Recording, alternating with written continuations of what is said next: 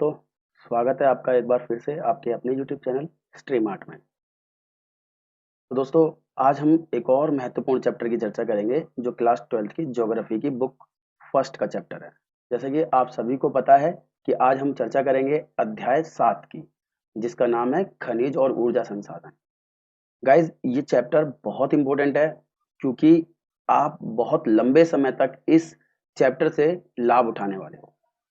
देखिए गाइस, जब मैं आपको बोलता हूँ कि ये चैप्टर बहुत इंपॉर्टेंट है, का मतलब ये है कि ये आपके वर्तमान बोर्ड एग्जाम के लिए तो जरूरी है ही प्यारे बच्चों, परंतु आपको ये याद रखना है कि जब तक आप किसी ना किसी रूप से गवर्नमेंट जॉब की तैयारी या आप किसी भी जॉब की तैयारी करोगे तो आपको इस चैप्टर से रिलेटेड बहुत सारे क्वेश्चन हमेशा आपको देखने को मिलेंगे। साथ ही यहाँ से मैप भी आते हैं आपके एग्जाम के अंदर, तो मैप को भी ध्यान में रखते हुए इस चैप्टर को हम चर्चा करेंगे। चैप्टर थोड़ा लंबा है, परंतु मैं आपको एक चीज का विश्वास दिला देना चाहता हूँ कि अगर आप हर वीडियो को एंड तक देखोगे और साथ ही मेरी बातों को सुनोगे तो डैम श्योर कि आपको एक क्वेश्चन भी ऐसा नहीं मिलेगा एग्जाम में जो आउट ऑफ सिलेबस हो। ठीक है ना, क्योंकि हम हर एक संभावित पर्सन की चर्चा करते हुए चलते हैं। तो गाइज, अगर आपको हमारी वीडियोस पसंद आ रही हैं तो प्लीज लाइक और शेयर सब्सक्राइब करना ना भूलें और साथ ही बेल आइकन भी दबाएं ताकि आने वाली सारी वीडियोस आपको सही समय पर मिलती रहे। सो गाइज, ज्यादा समय नहीं खराब करेंगे, अब हम सीधे चलते हैं अपने चैप्टर की तरफ जिसका नाम है खनिज तथा ऊर्जा संसाधन। ठीक है गाइज, तो मैंने जैसे कि पहले बताया आपको बहुत इंपॉर्टेंट चैप्टर है, आप इसको ध्यानपूर्वक सुनिएगा। हालांकि चैप्टर बहुत जो है आंकड़ों से भरा हुआ है, मैं कोशिश करूंगा कि आपको हर प्रकार के जो आंकड़े हैं वो समझाता हुआ चलूं। कुछ जिम्मेदारियां आपकी भी बनती हैं कि अगर आपको किसी चीज को लेकर के डाउट हो तो आप हमारे कमेंट सेक्शन का प्रयोग कीजिए या हमारे टेलीग्राम ग्रुप से भी जुड़ करके आप हमें सीधे वहां पर लिख सकते हैं। वहां से जो भी लेटेस्ट अपडेट होती है मैं आपको बताता रहता हूँ। गाइज, पहला क्वेश्चन है आपका कि संसाधन किसे कहते हैं तथा खनिज किसे कहते हैं। देखिए गाइज, दोनों क्वेश्चन बहुत इंपॉर्टेंट है क्योंकि खनिज भी एक संसाधन है, इसीलिए खनिजों को समझाने से पहले मैंने आपको संसाधन को समझाना जरूरी समझा। तो गाइज, मैं आपको बताता हूँ संसाधन क्या होते हैं कि प्रत्येक वह चीज जो मानव की आवश्यकताओं की पूर्ति करता हो उसको हम खनिजों की श्रेणी में रखते हैं। प्रत्येक वह चीज जो किसी ना किसी प्रकार से मानव की किसी ना किसी रूप में आवश्यकताओं को पूरा करता हो वो संसाधन होता है। जैसे कि आपने पढ़ा भी होगा, बहुत छोटी क्लासों में हमको सिखा दिया जाता है कि संसाधन दो प्रकार के होते हैं, एक होता है आपका प्राकृतिक और एक होता है मानव निर्मित। ठीक है ना, तो कहीं ना कहीं हमने इनके बारे में पहले ही चर्चा की हुई है कि भाई प्राकृतिक संसाधन और मानव निर्मित संसाधन कौन कौन से होते हैं। तो प्राकृतिक संसाधन जो हमें कुदरत से मिलते हैं या नेचर ने हमें जो दिए हैं वो प्राकृतिक संसाधन होते हैं जिनके द्वारा हमारी आवश्यकताओं की पूर्ति होती है। कुछ ऐसे संसाधन होते हैं जो मनुष्य ने क्रिएट किए हैं प्राकृतिक चीजों का प्रयोग करके। जैसे आपने देखा होगा, सुना होगा, यातायात के संसाधन, संचार के संसाधन, वायु मार्ग के संसाधन, जल संसाधन, ठीक है, रेल संसाधन, ऐसे सुने होंगे। लेकिन कहीं ना कहीं आपने सुना तो होगा ना कि सारी की सारी चीजें जो है हमारी आवश्यकताओं की पूर्ति करते हैं, चाहे हमारे यातायात की आवश्यकताओं की पूर्ति करते हो, चाहे हमारे जो है कम्युनिकेशन की पूर्ति करते हो, यानी हमारे विचारों की अभिव्यक्ति को पूरा करने का काम करते हो। तो ये तो मानव निर्मित संसाधन। इसके बाद प्राकृतिक संसाधन, यानी जैसे पेट्रोल, डीजल, कोयला वगैरह जो चीजें होती हैं वो भी हमारी आवश्यकताओं की पूर्ति करती हैं, लेकिन वो मानव नहीं बनाता है, वो प्रकृति ने हमको दिए हैं। तो इस प्रकार से ये होते हैं प्राकृतिक संसाधन जो मनुष्य की आवश्यकताओं की पूर्ति करते हैं। इसके बाद मैं आपको बता दूं कि खनिज किसे कहते हैं, क्योंकि खनिज अब हम इस पूरे चैप्टर के अंदर यहां से तो नहीं पढ़ेंगे क्योंकि ये चैप्टर जो है वो तीसरी चौथी क्लासों में पढ़ा दिया जाता है बहुत अच्छी तरीके से, आप सभी को पता भी होगा। अब हम यहाँ पर बात करेंगे इस चैप्टर के अंदर प्राकृतिक संसाधनों के बारे में कि भाई प्राकृतिक संसाधन क्या है, उनकी क्वालिटी क्या है, उनकी क्या आवश्यकता है, वगैरह वगैरह बहुत सारी चीजों के बारे में। ठीक है गाइस, वीडियो थोड़ा लंबा होगा लेकिन मैं आपको बताता हूं कि आप एंड तक देखिए, आपको और कोई वीडियो देखने की आवश्यकता नहीं पड़ेगी। तो देखिए, मैं बता रहा था आपको प्राकृतिक संसाधनों के बारे में, तो वो आपको समझ में आ गया। इसके बाद मैं आपको बता रहा था कि भाई खनिज किसे कहते हैं। तो देखिए गाइस, खनिज क्या होते हैं कि प्रत्येक एक ऐसा तत्व, गाइस प्रत्येक ऐसा तत्व जिसका खुद का एक निश्चित रासायनिक और भौतिक गुण पाया जाता है, उसके अंदर कार्बनिक और अकार्बनिक पदार्थ के भी जो है ना अलग अलग गुण होते हैं। यानी आप आसानी से कह सकते हो कि पृथ्वी पर पाया जाने वाला वह तत्व जिसके अंदर खुद का एक कार्बनिक अकार्बनिक गुण होता है और उसके रासायनिक गुण और भौतिक गुण भी अलग अलग होते हैं। जैसे आपने देखे, देखिए सुनने में तो थोड़ा सा ना अटपटा लग रहा होगा रासायनिक गुण। देखिए गाइस, समझना होगा कि हर एक जो खनिज होता है ना उसका खुद का एक रासायनिक गुण होता है। ठीक है, किसी के अंदर कार्बन होता है, किसी के अंदर अकार्बन होता है, किसी के अंदर जो है आपने सल्फर होता है, किसी के अंदर जो है आयरन होता है, किसी के अंदर मैग्नीशियम होता है, किसी के अंदर सिलिकॉन होता है। तो इस चीजों को ही वो कह रहा है कि प्रत्येक वह तत्व पृथ्वी पर जिसके अंदर खुद का एक विचित्र, खुद का एक भिन्न रासायनिक गुण हो, भौतिक गुण हो, और उसके अंदर कार्बनिक अकार्बनिक पदार्थ जो होते हैं, उन्हीं को हम खनिजों की श्रेणी में रखते हैं। तो मैं आपकी जानकारी के लिए बता देता हूं कि वैसे तो खनिज कई प्रकार के होते हैं, ठीक है। हमने अपनी 11th क्लास के अंदर भी पढ़ा था कि इस पृथ्वी के ऊपर, आपने देखा होगा, मैंने खनिज और सेल वाले चैप्टर के अंदर 11th क्लास में आपको समझाया था कि जो चट्टाने हैं, मिट्टी है, एटलीस्ट वो भी आपका एक खनिज है, क्योंकि उसके अंदर भी कोई ना कोई तत्व जरूर पाया जाता है। तो इस प्रकार से देखें तो खनिज बहुत महत्वपूर्ण चीजें हैं। लेकिन आपको जैसे मैं बात करूं कि भाई भौतिक गुण भी किसी के अलग अलग होते हैं, जैसे मैंने आपको बताया था 11th क्लास के अंदर कि कुछ भाई बहुमूल्य होते हैं, कुछ जो है बिल्कुल बहुमूल्य नहीं होते हैं। जैसे कि हम बात करें प्लेटिनम, सोना, चांदी, ये खनिज के गुण है भाई, वो बहुत ही ज्यादा बहुमूल्य होते हैं। जबकि हम बात करें ये पत्थर, ठीक है, मिट्टी, ये भी खनिज है, लेकिन इसकी ज्यादा मूल्य नहीं होते। तो गाइज आपको समझना होगा कि खनिज प्रत्येक वह तत्व है पृथ्वी के ऊपर मौजूद जिसका खुद का एक रासायनिक गुण हो, भौतिक गुण भी अलग अलग हो, उनके अंदर कार्बनिक और अकार्बनिक जो है ना पदार्थ पाए जाते हो अलग अलग, ऐसे तत्वों को हम खनिज कहते हैं। देखिए गाइज, मैंने आपको हर वीडियो की तरह आपको समझाने का प्रयास कर रहा हूं कि भाई शुरुआत के क्वेश्चनों में थोड़ा समय लग सकता है, क्योंकि उनके लिए बेस तैयार करना पड़ता है। अगर जैसे ही आपको समझने का बेस तैयार हो जाएगा, आपको देखिए कितना मजा आने लगेगा पढ़ने में, चीजें समझने आने लगेंगी।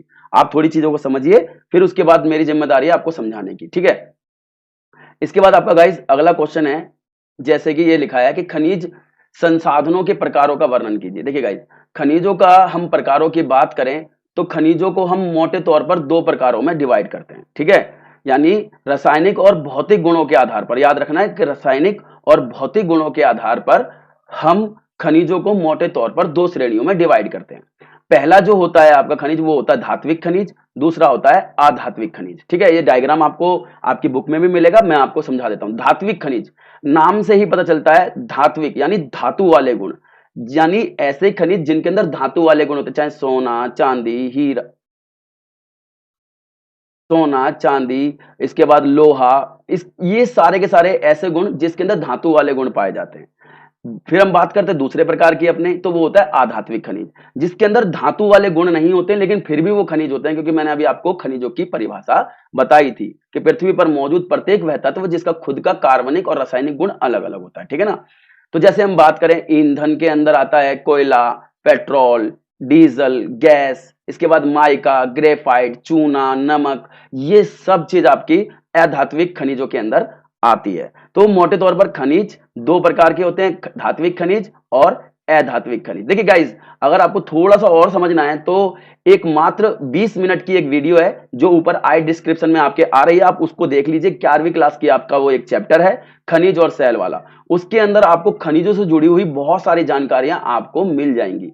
क्योंकि मैं यहाँ खनिजों को सिर्फ मोटे तौर पर समझा सकता हूं, लेकिन 11th क्लास के अंदर हमने खनिजों के प्रकारों के बारे में भी चर्चा की हुई है, ठीक है गाइज। तो अब देखिए, इसके बाद आपका अगला क्वेश्चन जो आता है वो ये आता है कि भारत में खनिज और ऊर्जा संसाधनों के असमान वितरण का उपयुक्त उदाहरण देते हुए इसकी चर्चा कीजिए। वो कह रहा है कि आप सभी को पता है, देखिए गाइस, खनिज जो हैं ऐसा नहीं है कि वो स्वतः ही पैदा होते हैं, उनको विकसित होने में, उनको बनने में बहुत लंबा समय लगता है, करोड़ों वर्षों का समय लगता है प्यारे बच्चों। तो गाइज आपको यह भी पता है कि खनिजों का निर्माण कैसे होता है, साथ ही आपने सुना भी होगा कि लाखों करोड़ों वर्ष पहले जीव जंतु और वनस्पति जब जमीन के अंदर दब गई थी तो उसके दबाव से ही उसके अंदर भौतिक परिवर्तनों के परिणाम स्वरूप, दाब और तापमान के परिणाम स्वरूप वही जीव जंतु, वही वनस्पति जो जमीन के अंदर दब गई थी प्यारे बच्चों, वही खनिज के रूप में विकसित हुई। तो गाइज अब आपको यह भी पता होना चाहिए कि जिस प्रकार से आज पृथ्वी के ऊपर सभी जगहों पर मनुष्य नहीं है, सभी जगहों पर जीव नहीं पाए जाते हैं, ठीक उसी प्रकार करोड़ों वर्ष पहले भी पृथ्वी के ऊपर ऐसे ही जीवों का असमान वितरण था, वनस्पति भी असमान थी। तो गाइस जिस स्थान पर पहले जीव जंतु से परिपूर्ण स्थान था, जीव जंतु वहां बहुत अधिक मात्रा में थे, वनस्पति बहुत अधिक मात्रा में थे, वो जो दबे तो वहां पर खनिजों की जो मात्रा है जमीन के अंदर वो बहुत अधिक है। और ऐसे ही जो स्थान जहां पर जीव जंतु नहीं थे वहां पर आज भी खनिज जमीन के अंदर ना के बराबर मिलते हैं। ठीक है ना गाइस, तो आप अब समझिए, कॉन्सेप्ट अपने दिमाग में रखना है कि खनिज कैसे बनते हैं, कैसे इनका वितरण होता है। तो अब हमको यहां ये समझना है कि भारत के अंदर भी ऐसा ही एक, अब देखिए भारत के कॉन्टेक्स्ट में समझना है इस क्वेश्चन को पूरे को, तो भारत भी कुछ दुनिया से अलग नहीं है। उसके अंदर भी खनिजों का बनने का जो तरीका है वो वैसा ही है जैसे दुनिया में बनते थे खनिज। परंतु ये याद रखना होगा कि भारत का कुछ क्षेत्र ऐसा है जो खनिजों से बहुत संपन्न है, क्योंकि इतिहास के अंदर उन स्थानों पर जीव जंतु वनस्पति भरपूर मात्रा में थी, और परिणाम स्वरूप जीवों के दबने से और वनस्पति के दबने से वो जो क्षेत्र थे वो खनिजों के मामले में संपन्न हो गए। परंतु कुछ क्षेत्र हमारे ऐसे हैं जहां पर आज भी देखिए कोई जीव जंतु नहीं पाया जाता और ना ही वहां पर खनिज भी भरपूर मात्रा में मौजूद है। जैसे हम अपने राजस्थान जम्मू कश्मीर वाले इलाके की चर्चा करते हैं, देखिए वहां पर आज भी खनिज नहीं है। क्यों? क्योंकि वहां पर पहले भी खनिज नहीं थे, क्योंकि वहां की जलवायु कुछ इस प्रकार की नहीं रही है जहां से वो वहां पर जो है ना बहुत अधिक मात्रा में जीव जंतु या वनस्पति विकसित हो सके। जब विकसित ही नहीं होगी तो दबेगी कहां से, और जब दबेगी नहीं तो संसाधन कहां से आएंगे। सो गाइज, अब आपको कॉन्सेप्ट समझ में आ गया होगा कि भारत के अंदर जो खनिज है और जो ऊर्जा संसाधन है वो असमान क्यों है, कहीं पर ज्यादा है तो कहीं पर कम क्यों है। तो अब आपको पता चल चुका है। लेकिन अब प्यारे बच्चों, आपको 12th क्लास के अंदर बताना है कि कहां पर कितने हैं और किस मात्रा में वहां पर क्या पाया जाता है। ठीक है गाइज, तो ये 6 पॉइंट्स हैं, बहुत आसानी से मैं आपको समझा देता हूं ताकि आपको और अच्छे से समझ में आ जाए। ठीक है, देखिए गाइज, भारत में अधिकतर जो धात्विक खनिज हैं यानी जिनके अंदर धातु वाले गुण पाए जाते हैं वो प्रायद्वीप या पठारी क्षेत्रों के प्राचीन क्रिस्टलीय रवेदार सैलों में पाए जाते हैं। देखिए कितनी आसान भाषा में लिखा है कि भारत के जो अधिकतर धातु वाले गुण वाले जो खनिज है जिसको हम धात्विक खनिज कहते हैं, अभी हम चर्चा करके आए, सारे के सारे जो खनिज पाए जाते हैं गाइज वो पाए जाते हैं हमारे प्रायद्वीपीय देश के अंदर। प्रायद्वीपीय आपको पता है जो 3 तरफ से पानी से घिरा होता है, यानी दक्षिण भारत की बात कर रहा है वो, कि भारत के अंदर जितने भी आपके धात्विक खनिज हैं वो कहीं ना कहीं अधिकतर वो प्रायद्वीपीय भारत में पाए जाते हैं। और कहां पर? जो प्राचीन समय की जो आपकी अवसादी सेल है ना गाइज, रवेदार सेल इज इक्वल टू अवसादी सेल है, अवसादी सेलों में पाए जाते हैं। ठीक है ना, तो पहला पॉइंट आपको समझ में आ गया होगा। इसके बाद कोयले का लगभग 97% भाग गाइज दामोदर, सोन और गोदावरी नदी की जो घाटियां हैं उधर पाए जाते हैं। Guys this is the very most important आपका पॉइंट, ये बहुत जरूरी है। ठीक है, जो कोयले का लगभग 97% भाग है ना हमारा, वो दामोदर घाटी, सोन नदी घाटी और गोदावरी घाटी, ये जो घाटियां हैं जो उधर ही पाए जाते हैं हमारे 97% कोयले के भाग, यानी भारत का 97% भाग जो है इन 3 घाटी परियोजनाओं में पाया जाता है। ठीक है, वितरण बताना है तो आपको बताना मतलब कहां कहां फैले हुए हैं, तो आपको आंकड़े याद करने पड़ेंगे गाइज।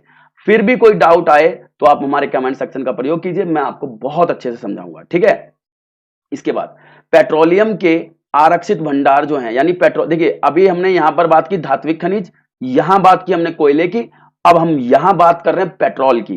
तो प्यारे बच्चों, पेट्रोल कहां हमारा भंडार जो है भरा हुआ है, तो आप बोलिए आसाम, गुजरात और मुंबई हाई।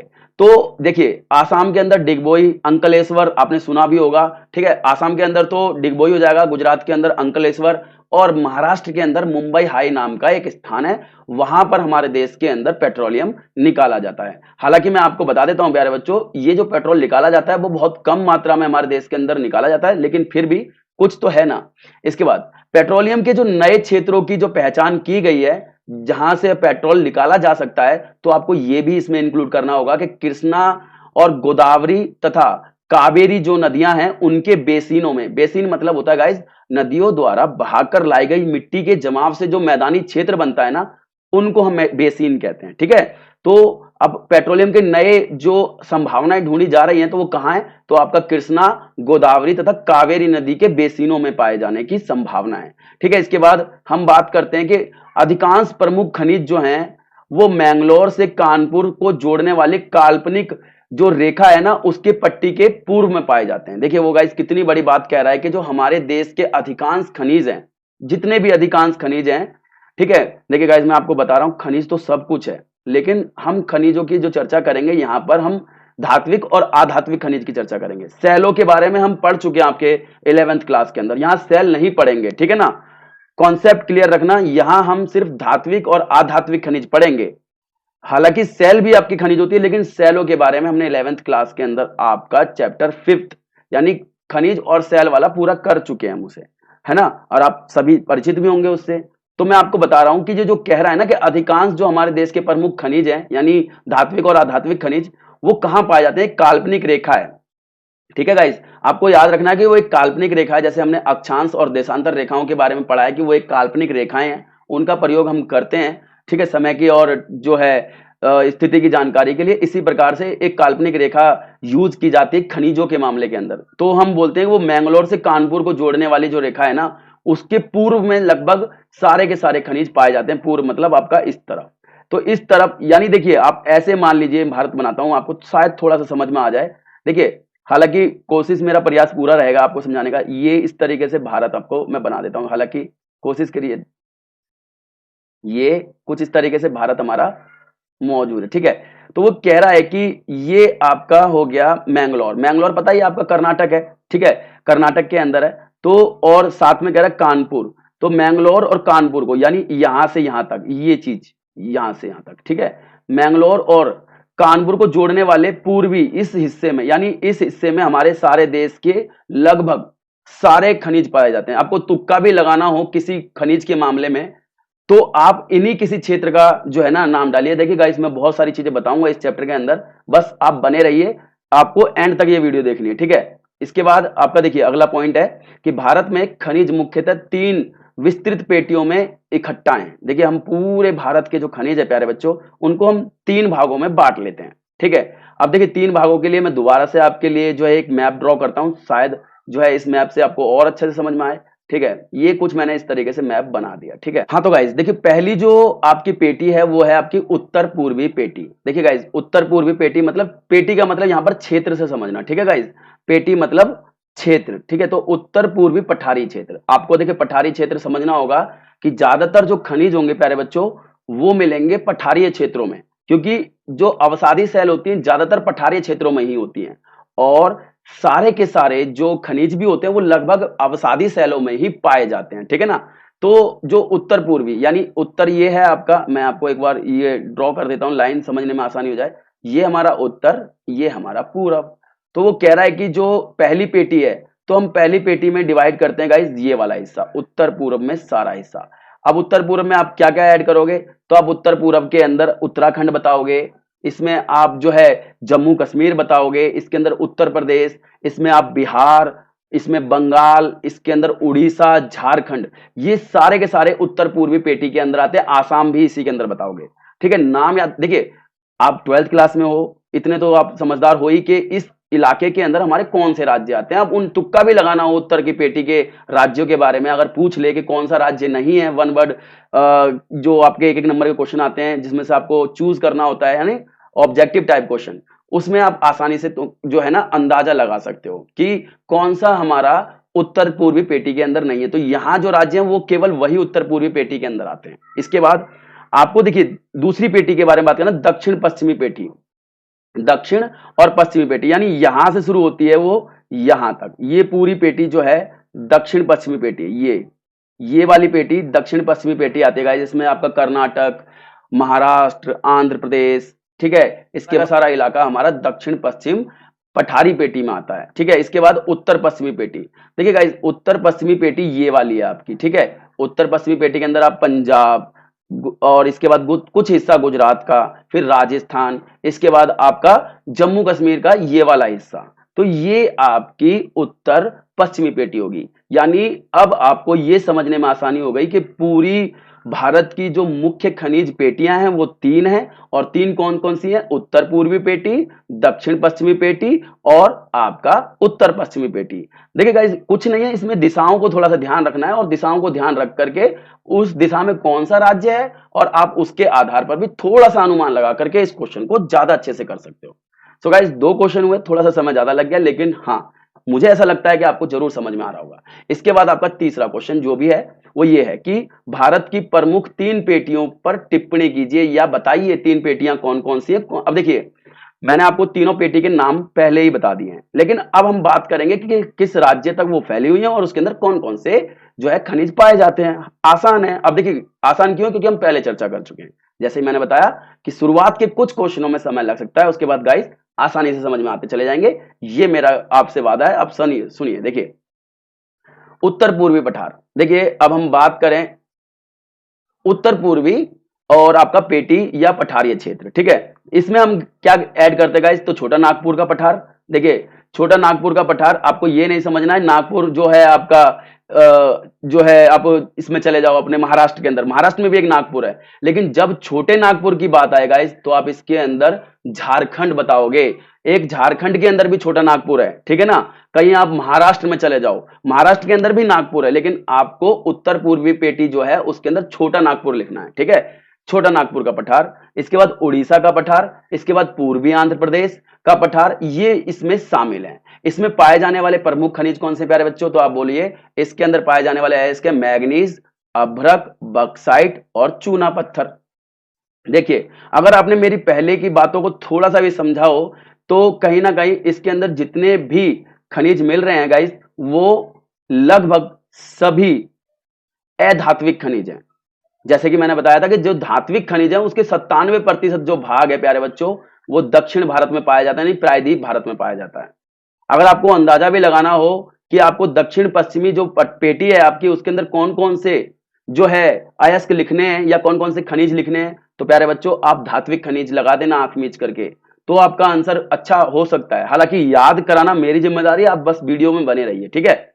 इसके बाद देखिए ये दूसरा है आपका उत्तर पश्चिमी पेटी। अभी मैंने बताया था उत्तर पश्चिमी पेटी ये वाली, यानी कुल मिलाकर के राजस्थान, कुछ हिस्सा गुजरात का, पंजाब और कुछ हिस्सा जो है हरियाणा वगैरह, ये सारा इसमें हम ऐड करते हैं। तो इस पेटी में कहां से शुरू होती है, ये देखिए बोलिए गुजरात के खंबात की खाड़ी में, यह राजस्थान में अरावली तक आई है। देखिए गुजरात की खंबात की खाड़ी, मैंने बताया ना कि गुजरात से शुरू होती है ये, तो गुजरात से शुरू होती हुई ये जो है अरावली पर्वतमाला, जानते हो अरावली दिल्ली तक है और पूरी दुनिया की सबसे प्राचीनतम पर्वतमालाओं में से एक भी है। तो ये वहां से होती हुई राजस्थान तक आती है, ठीक है ना। और खंबात की खाड़ी आपको पता ही है गुजरात के अंदर है भाई, बहुत मशहूर है, याद रखना है आपको खंबात की खाड़ी। कई बार क्वेश्चन मिल भी जाता है कि जो नर्मदा और ताप्ती नदी है वो कहाँ गिरती हैं, तो आप बोल सकते हो खंबात की खाड़ी, लेकिन इसके लिए खंबात का शब्द कम यूज होता है, ज्यादा यूज होता है वो अरब सागर यूज होता है, ठीक है ना। हालांकि वो खंबात की खाड़ी के पास ज्यादा गिरती हैं। हालांकि देखिए मैं आपको ये चीजें बता के चल रहा हूं, मेरा मात्र उद्देश्य यही है कि आपको जो है ना किसी चीज से मैं जोड़ दूं क्वेश्चनों को। अगर आपको चीजें जुड़ जाएंगी ना तो बेटा लंबे समय तक आप इसको रिलेट करके पढ़ पाओगे और याद में रह पाएगी, आपके जहन में रह पाएगी, ठीक है। क्योंकि हम पेपर में पढ़ते बहुत हैं, मैं भी स्टूडेंट रहा हूं, मैं भी पढ़ता था, लेकिन वही चीज मैं भी महसूस करता हूं जो मैं पढ़ते समय महसूस करता था कि हम पढ़ते बहुत हैं लेकिन एग्जाम में जब लिखने बैठते हैं तो हमको बहुत कम याद रह जाता है, ठीक है। और फिर हम लिखते हैं तो और कम लिख पाते हैं, ठीक है। तो इसीलिए मैं चीजों को रिलेट करके पढ़ा करता था ताकि मुझे वो चीजें मैं जोड़ करके पढ़ूं तो मुझे एग्जाम में आसानी से याद आ जाए। देखिए गाइस याद करने की कोई दवाई नहीं होती है। मैं जब भी स्टूडेंट को क्लास के अंदर पढ़ाता हूं तो यही चीज समझाता हूं कि याद करने के ना खुद के ना मेथड बनाइए आप कि किस तरीके से आपको चीजें याद रहती हैं। हम हमेशा फॉलो करते हैं, दूसरों को फॉलो करते हैं, दूसरों को फॉलो कम कीजिए, दूसरों को वहां फॉलो कीजिए जहां आपसे वो चीजें नहीं होती हैं, ठीक है। अगर आपको खुद के तरीके बनाने होंगे प्यारे बच्चों, जब आप खुद के तरीके बना करके याद करोगे, ट्रिक्स बनाइए, इसको रिलेट कीजिए, किसी के नाम से, अपने दोस्त के नाम से किसी चीज को रिलेट कर दीजिए, ज्यादा समय तक याद रहेगी। तो मैं आपको बता रहा था उत्तर पश्चिमी पेटी के बारे में। तो इसके अंदर प्रमुख जो खनिज पाया जाता है, तो देखिए मैंने बताया था अंकलेश्वर, आपको पता ही है कि भाई गुजरात के अंदर जब गुजरात की बात आ गई तो वहां पेट्रोलियम भी मिलता है। इसके बाद हम बात करें तो इसके अतिरिक्त तांबा, चांदी, सीसा, जस्ता ये भी पाया जाता है और प्राकृतिक गैस भी यहाँ पर मौजूद है। इसके बाद दक्षिण पश्चिम पेठी के बारे में बात करेंगे, दक्षिण भारत की बात कर रहा तो आप इसमें कर्नाटक का पठार ऐड करिए और इसमें आप तमिलनाडु का पठार पेटी इसमें ऐड कर दीजिए। दो नाम लिखते ही आपके सभी राज्यों के नाम आ जाएंगे, क्योंकि कर्नाटक की पेटी कोई कर्नाटक में नहीं है, उसके अंदर बहुत सारा हिस्सा कहीं ना कहीं आंध्र प्रदेश का भी आता है। ऐसे ही तमिलनाडु एक ऐसी पेटी है जिसके अंदर केरल का बहुत बड़ा भाग आता है।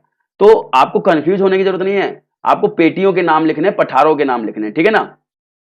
तो इसके अंदर जो है हम कौन कौन से खनिज पाए जाते हैं, तो आप बोलिए लोह अयस्क पाया जाता है, मैग्नीज पाया जाता है, बक्साइट पाया जाता है। इसके अतिरिक्त सोने की खानें भी इसी क्षेत्र में है।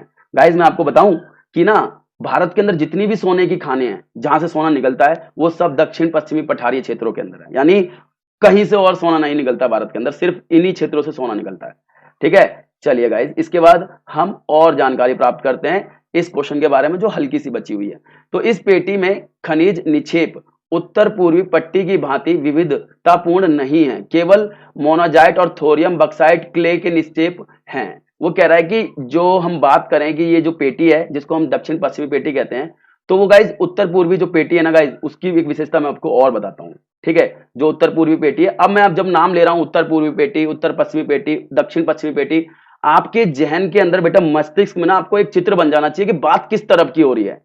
तो गाइज अगर आप रिलेट करोगे तो डैम श्योर आपको बहुत मजा आएगा पढ़ाई में। देखिए मैं आपको बता रहा था उत्तर की जो पेटी है, यहाँ पर क्या है ना उत्तर पूर्वी पेटी, तो उत्तर पूर्वी पेटी की क्या विशेषता है पता गाइज, वहां पर आपको कहीं ना कहीं थोड़े मात्रा में ही सही लेकिन धात्विक खनिज देखने को मिलेंगे, कोयला देखने को मिलेगा, पेट्रोल देखने को मिल जाएगा, क्योंकि असम भी उत्तर पश्चिमी में आता है। मैंने बताया था असम डिगबोई, सबसे पहला हमारे देश के अंदर जो तेल निकालने वाली जो मशीन लगी थी या फिर कहीं संयंत्र लगा था वो असम के डिगबोई में ही लगाया था।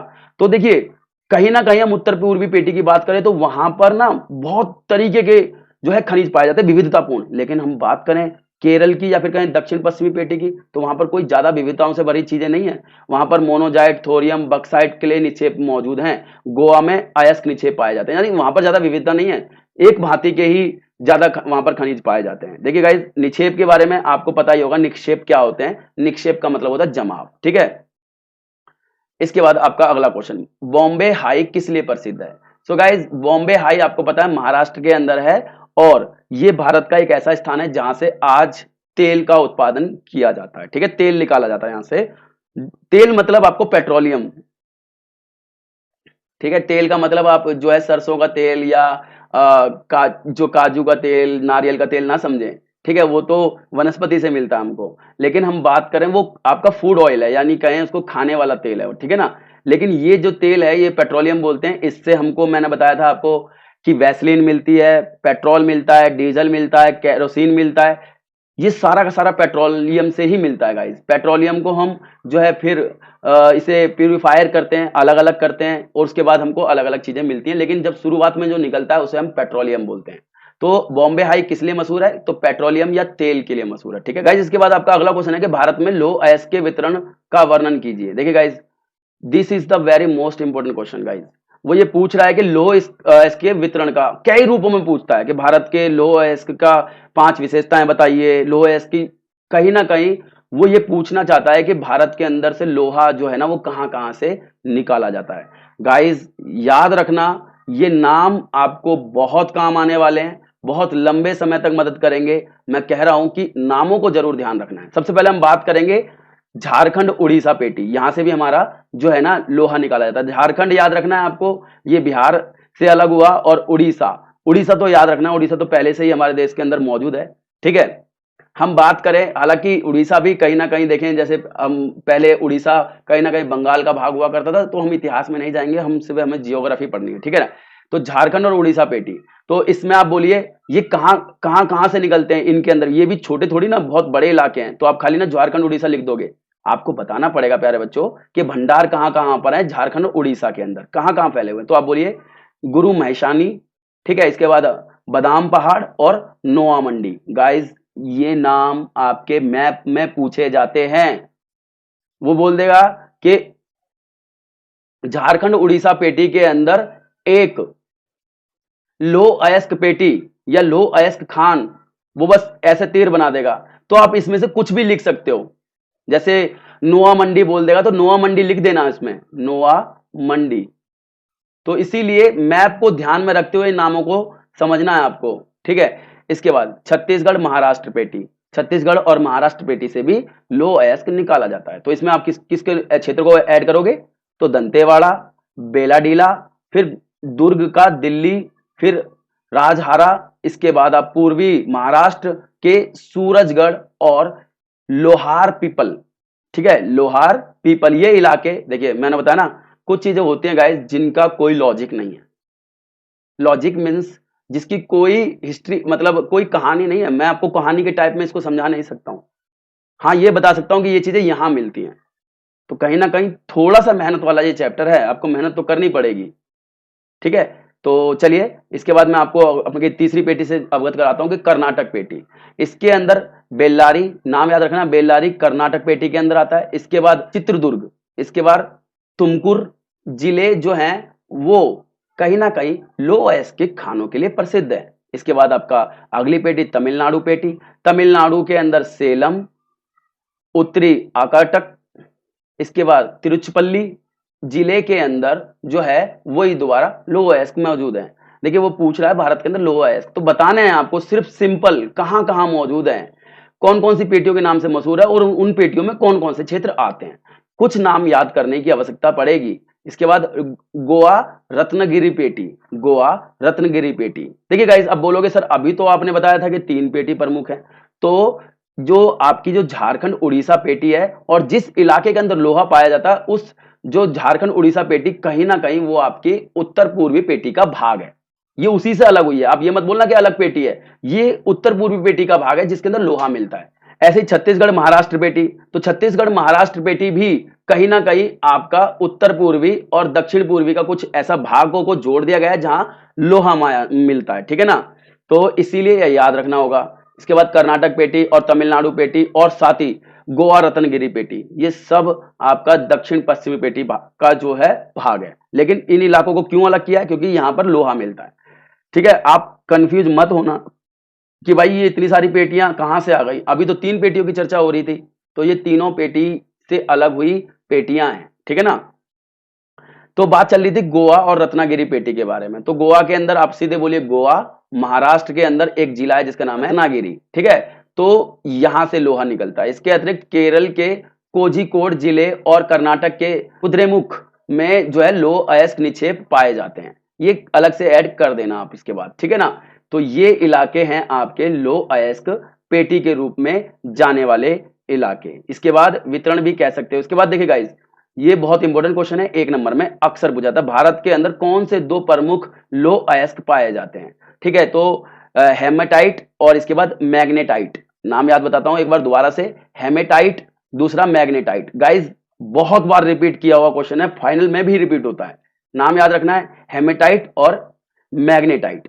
इसके बाद आपका अगला क्वेश्चन है, भारत में पाए जाने वाले 2 प्रमुख खनिज कौन से हैं और प्रत्येक की 4-4 विशेषता बताइए। देखिए गाइस, मैंने क्वेश्चन इस तरीके से तैयार किए हैं आपके लिए कि क्वेश्चन ये 5 नंबर में आता है, अगर इन केस वो एक खनिज के बारे में ही 5 नंबर का पूछ ले कि बताइए कि भारत के अंदर, पहले तो बात कर रहा 2 प्रमुख खनिज, तो मैं अभी अभी बता के आया हूं आपको जो 2 खनिज हैं वो कौन कौन से खनिज हैं, ठीक है।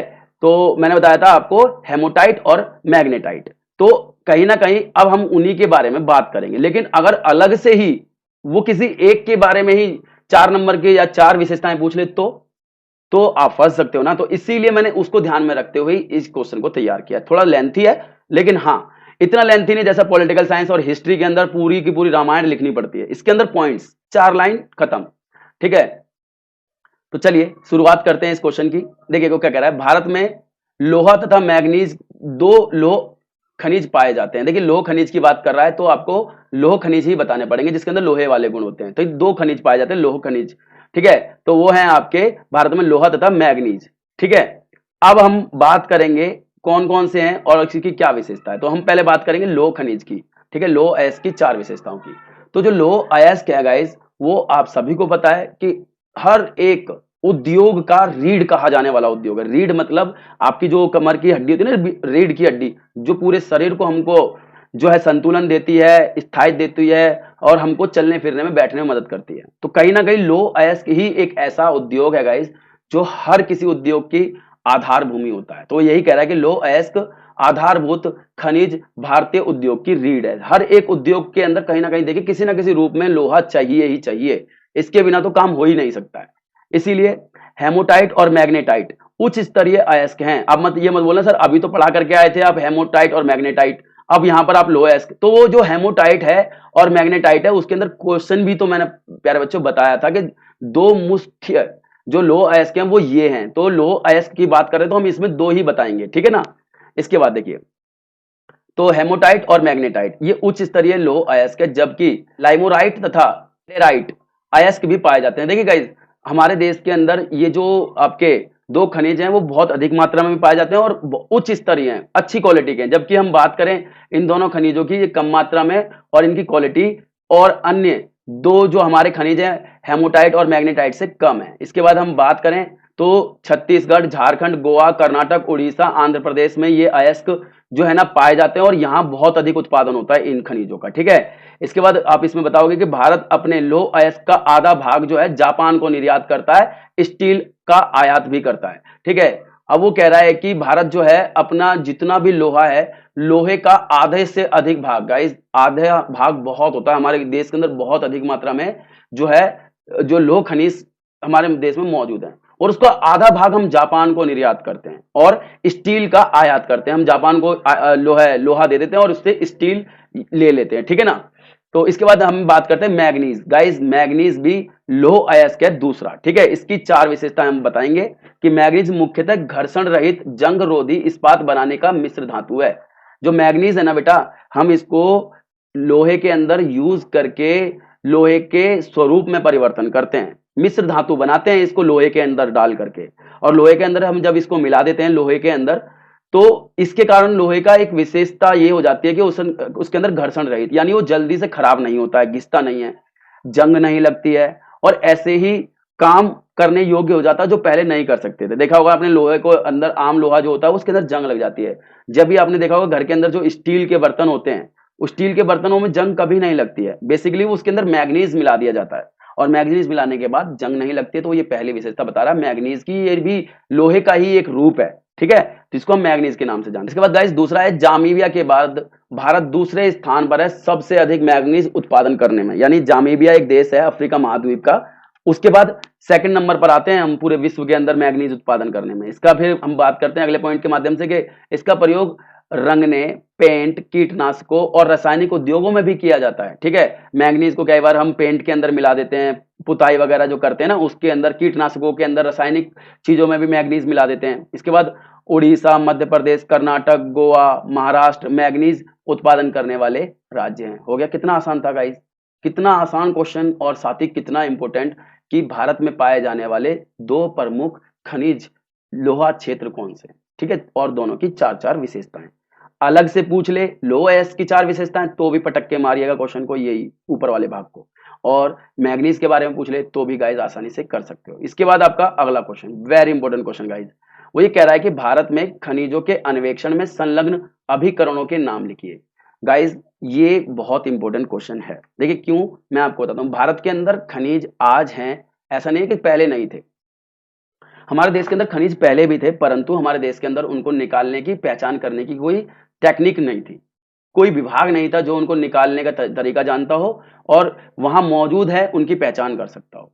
तो इसके निकालने के तरीकों के लिए, उनके ऊपर निगरानी रखने के लिए और उनकी मौजूदगी का पता लगाने के लिए हमारे देश के अंदर बहुत सारे खनिज अन्वेषण विभागों की स्थापना की गई, बहुत सारे अभिकरणों को संलग्न किया गया है। तो उनके नाम बताने कौन कौन से। तो देखिए, भारत में खनिजों का अव्यवस्थित सर्वेक्षण, ठीक है, पूर्वेक्षण तथा अन्वेषण के कार्य भारतीय वैज्ञानिक सर्वेक्षण, पहला पॉइंट आप ये लिखिए। इसके बाद देखिए, तेल एवं प्राकृतिक गैस आयोग ONGC, कंफ्यूज मत होना, ये इंग्लिश के जो नाम है वो हिंदी में लिखे हैं, आप इसको कन्वर्ट भी कर सकते हो, हिंदी में याद भी कर सकते हो। इसके बाद खनिज अन्वेषण विभाग लिमिटेड, ठीक है, ये दूसरा हो जाएगा आपका, खनिज अन्वेषण विभाग लिमिटेड। इसके बाद राष्ट्रीय खनिज विकास, याद रखना राष्ट्रीय खनिज विकास। इसके बाद भारत गोल्ड माइन लिमिटेड, यानी जो गोल्ड का पता लगाती है। राष्ट्रीय राल यूनियन कंपनी लिमिटेड। इसके बाद गाइस विभिन्न राज्यों के खदान एवं भूविज्ञान विभाग करते हैं। मतलब ऐसे बहुत सारे जो है हमारे देश के अंदर जो है खनिज अन्वेषण विभाग हैं, जो अलग अलग क्षेत्रों में जाकर भूवैज्ञानिक विभाग हैं, जो जमीन के अंदर के सारे खनिजों की जो है जानकारी और मौजूदगी रखते हैं। नाम याद रखने हैं, बस 4-5 नाम भी याद रख सकते हो आप इसके अंदर। इसके बाद देखिए गाइस, क्वेश्चन आया आपका जो 11th में भी पढ़ा था आपने, हालांकि 12th में भी आ जाता है। ठीक है, बोर्ड एग्जाम की बात कर रहा हूँ, बोर्ड एग्जाम में भी आ जाता है। ठीक है, धात्विक खनिज और अधात्विक खनिज में अंतर कीजिए।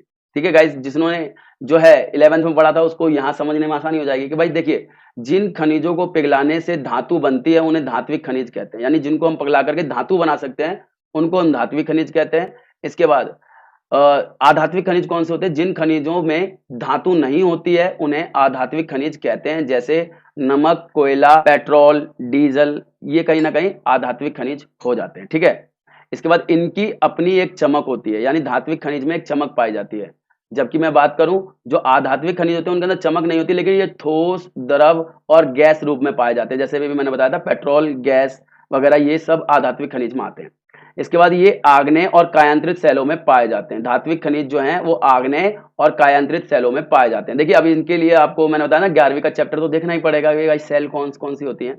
तो मैंने पहले ही बताया था, या तो प्लेलिस्ट का प्रयोग कीजिए, जो शुरुआत में मैंने आई डिस्क्रिप्शन का नाम लिया था, आप उसको भी देख करके ये चैप्टर ही देख लीजिए। मात्र 20 मिनट का है बेटा, 20 मिनट के बाद कहीं ना कहीं आपको ये चीजें समझने में आसानी हो जाएंगी। इसके बाद जो आपके जो धात्विक खनिज हैं वो अवसादी सेलों में पाए जाते हैं। इसके बाद जो धात्विक खनिज की चौथी विशेषता वो है इनका उद्योगों का महत्व बहुत ज्यादा है, यानी धात्विक खनिजों में हम उद्योगों के महत्व की चीजें देखते हैं। जबकि हम बात करें आधात्विक खनिज में चूना पत्थर, कोयला, ये सब आधात्विक खनिज आते हैं। इसके बाद मैं बात करूं धात्विक खनिज की, तो बेटा इनको हम तार, चादरों के रूप में बना सकते हैं। तार जो देखा होगा ना, जो घरों के अंदर तार लगे होते हैं उसके अंदर कहीं ना कहीं कॉपर मौजूद होती है, यानी कहीं ना कहीं उसके अंदर तांबा मौजूद होता है। तो उनकी तांबे की पतली पतली तारें भी बनाए जा सकते हैं, हालांकि वो धातु तो है ना, तो तारे बना सकते हैं, चादर बना सकते हैं, लेकिन इनकी जो है ना चादर और छड़ें नहीं बनाई जा सकती है। तो ये था इनका महत्वपूर्ण अंतर। इसके बाद गाइस आपका अगला है कि भारत में मैग्नीज, अयस्क और बक्साइट के उपयोग और वितरण का वर्णन कीजिए। गाइस फिर मैं बोल रहा था ना, बहुत इंपॉर्टेंट है, तो बहुत इंपॉर्टेंट है। क्यों? क्योंकि आपका मैप यहां से आने की संभावना ज्यादा है, साथ ही एक एक नंबर के क्वेश्चन यहां से बहुत वो पूछता है। ठीक है, तो हम बात करते हैं। अब तो पहली बात हमको बताना है कि ये मैग्नीज है, अयस्क और बक्साइट, अयस्क और बक्साइट, इनके उपयोग के बारे में कि क्या उपयोग होता है इनका और ये कहां कहां पाए जाते हैं। ठीक है, बहुत आसान क्वेश्चन है, कंफ्यूज नहीं होना है। सबसे पहले हम बात करेंगे बक्साइट की, बक्साइट के उपयोग की। तो गाइस कह रहा है कि बक्साइट का एल्यूमिनियम धातु बनाने के लिए कच्चे माल के रूप में प्रयोग किया जाता है। देखिए गाइस एल्यूमिनियम का नाम सुना होगा आपने, एल्यूमिनियम। तो एल्यूमिनियम जो होता है उसको बनाते हैं, तो एल्यूमिनियम एक मिश्रित धातु है। ठीक है, एल्यूमिनियम कभी जमीन से नहीं निकलती है, बेसिकली ये दो धातुओं को मिलाने से बनती है एक धातु। तो एक धातु अलग होती है और एक धातु इसके अंदर जो है बक्साइट के रूप में जानी जाती है, और बक्साइट और एक अन्य धातु को मिलाने से एल्यूमिनियम बनता है। एल्यूमिनियम एक ऐसी धातु होती है गाइस जो जल्दी जंग नहीं लगती है, बहुत हल्की होती है। सही है, बहुत हल्की और जंग ना पकड़ने वाली होती है, इसीलिए इनका जो प्रयोग होता है गाइस बहुत सारी चीजों में होता है। तो मैं बात करूं, वायुयान इनसे बनते हैं, बिजली के उपकरण बनते हैं, तार बनते हैं, और साथ ही भवन निर्माण के अंदर भी बहुत अधिक मात्रा में जो है इनका यूज किया जाता है। देखिए गाइस एल्यूमिनियम को अक्सर हम लोग जो है ना नॉर्मल भाषा में अक्सर वो सिल्वर बोलते हैं। तो सिल्वर तो अलग चीज होती है, सिल्वर को अगर हम देखें साइंटिफिक नेम के नाम से वो चांदी होती है, लेकिन हम बहुत सारे लोग अभी भी जो है तांबे के तार को तो सुना होगा आपने, तांबे के जो तार घर के अंदर होते हैं जिसे हम कॉपर कहते हैं, और एक तार होता है एल्यूमिनियम का। तो बेसिकली एल्यूमिनियम अलग होता है और सिल्वर अलग होता है, लेकिन लोग अक्सर उन दोनों को एक नाम से जानते हैं। ठीक है, तो एक तो जो होता है जिसके बर्तन भी देखे होंगे आपने, ठीक है, बर्तन भी बनते हैं एल्यूमिनियम के।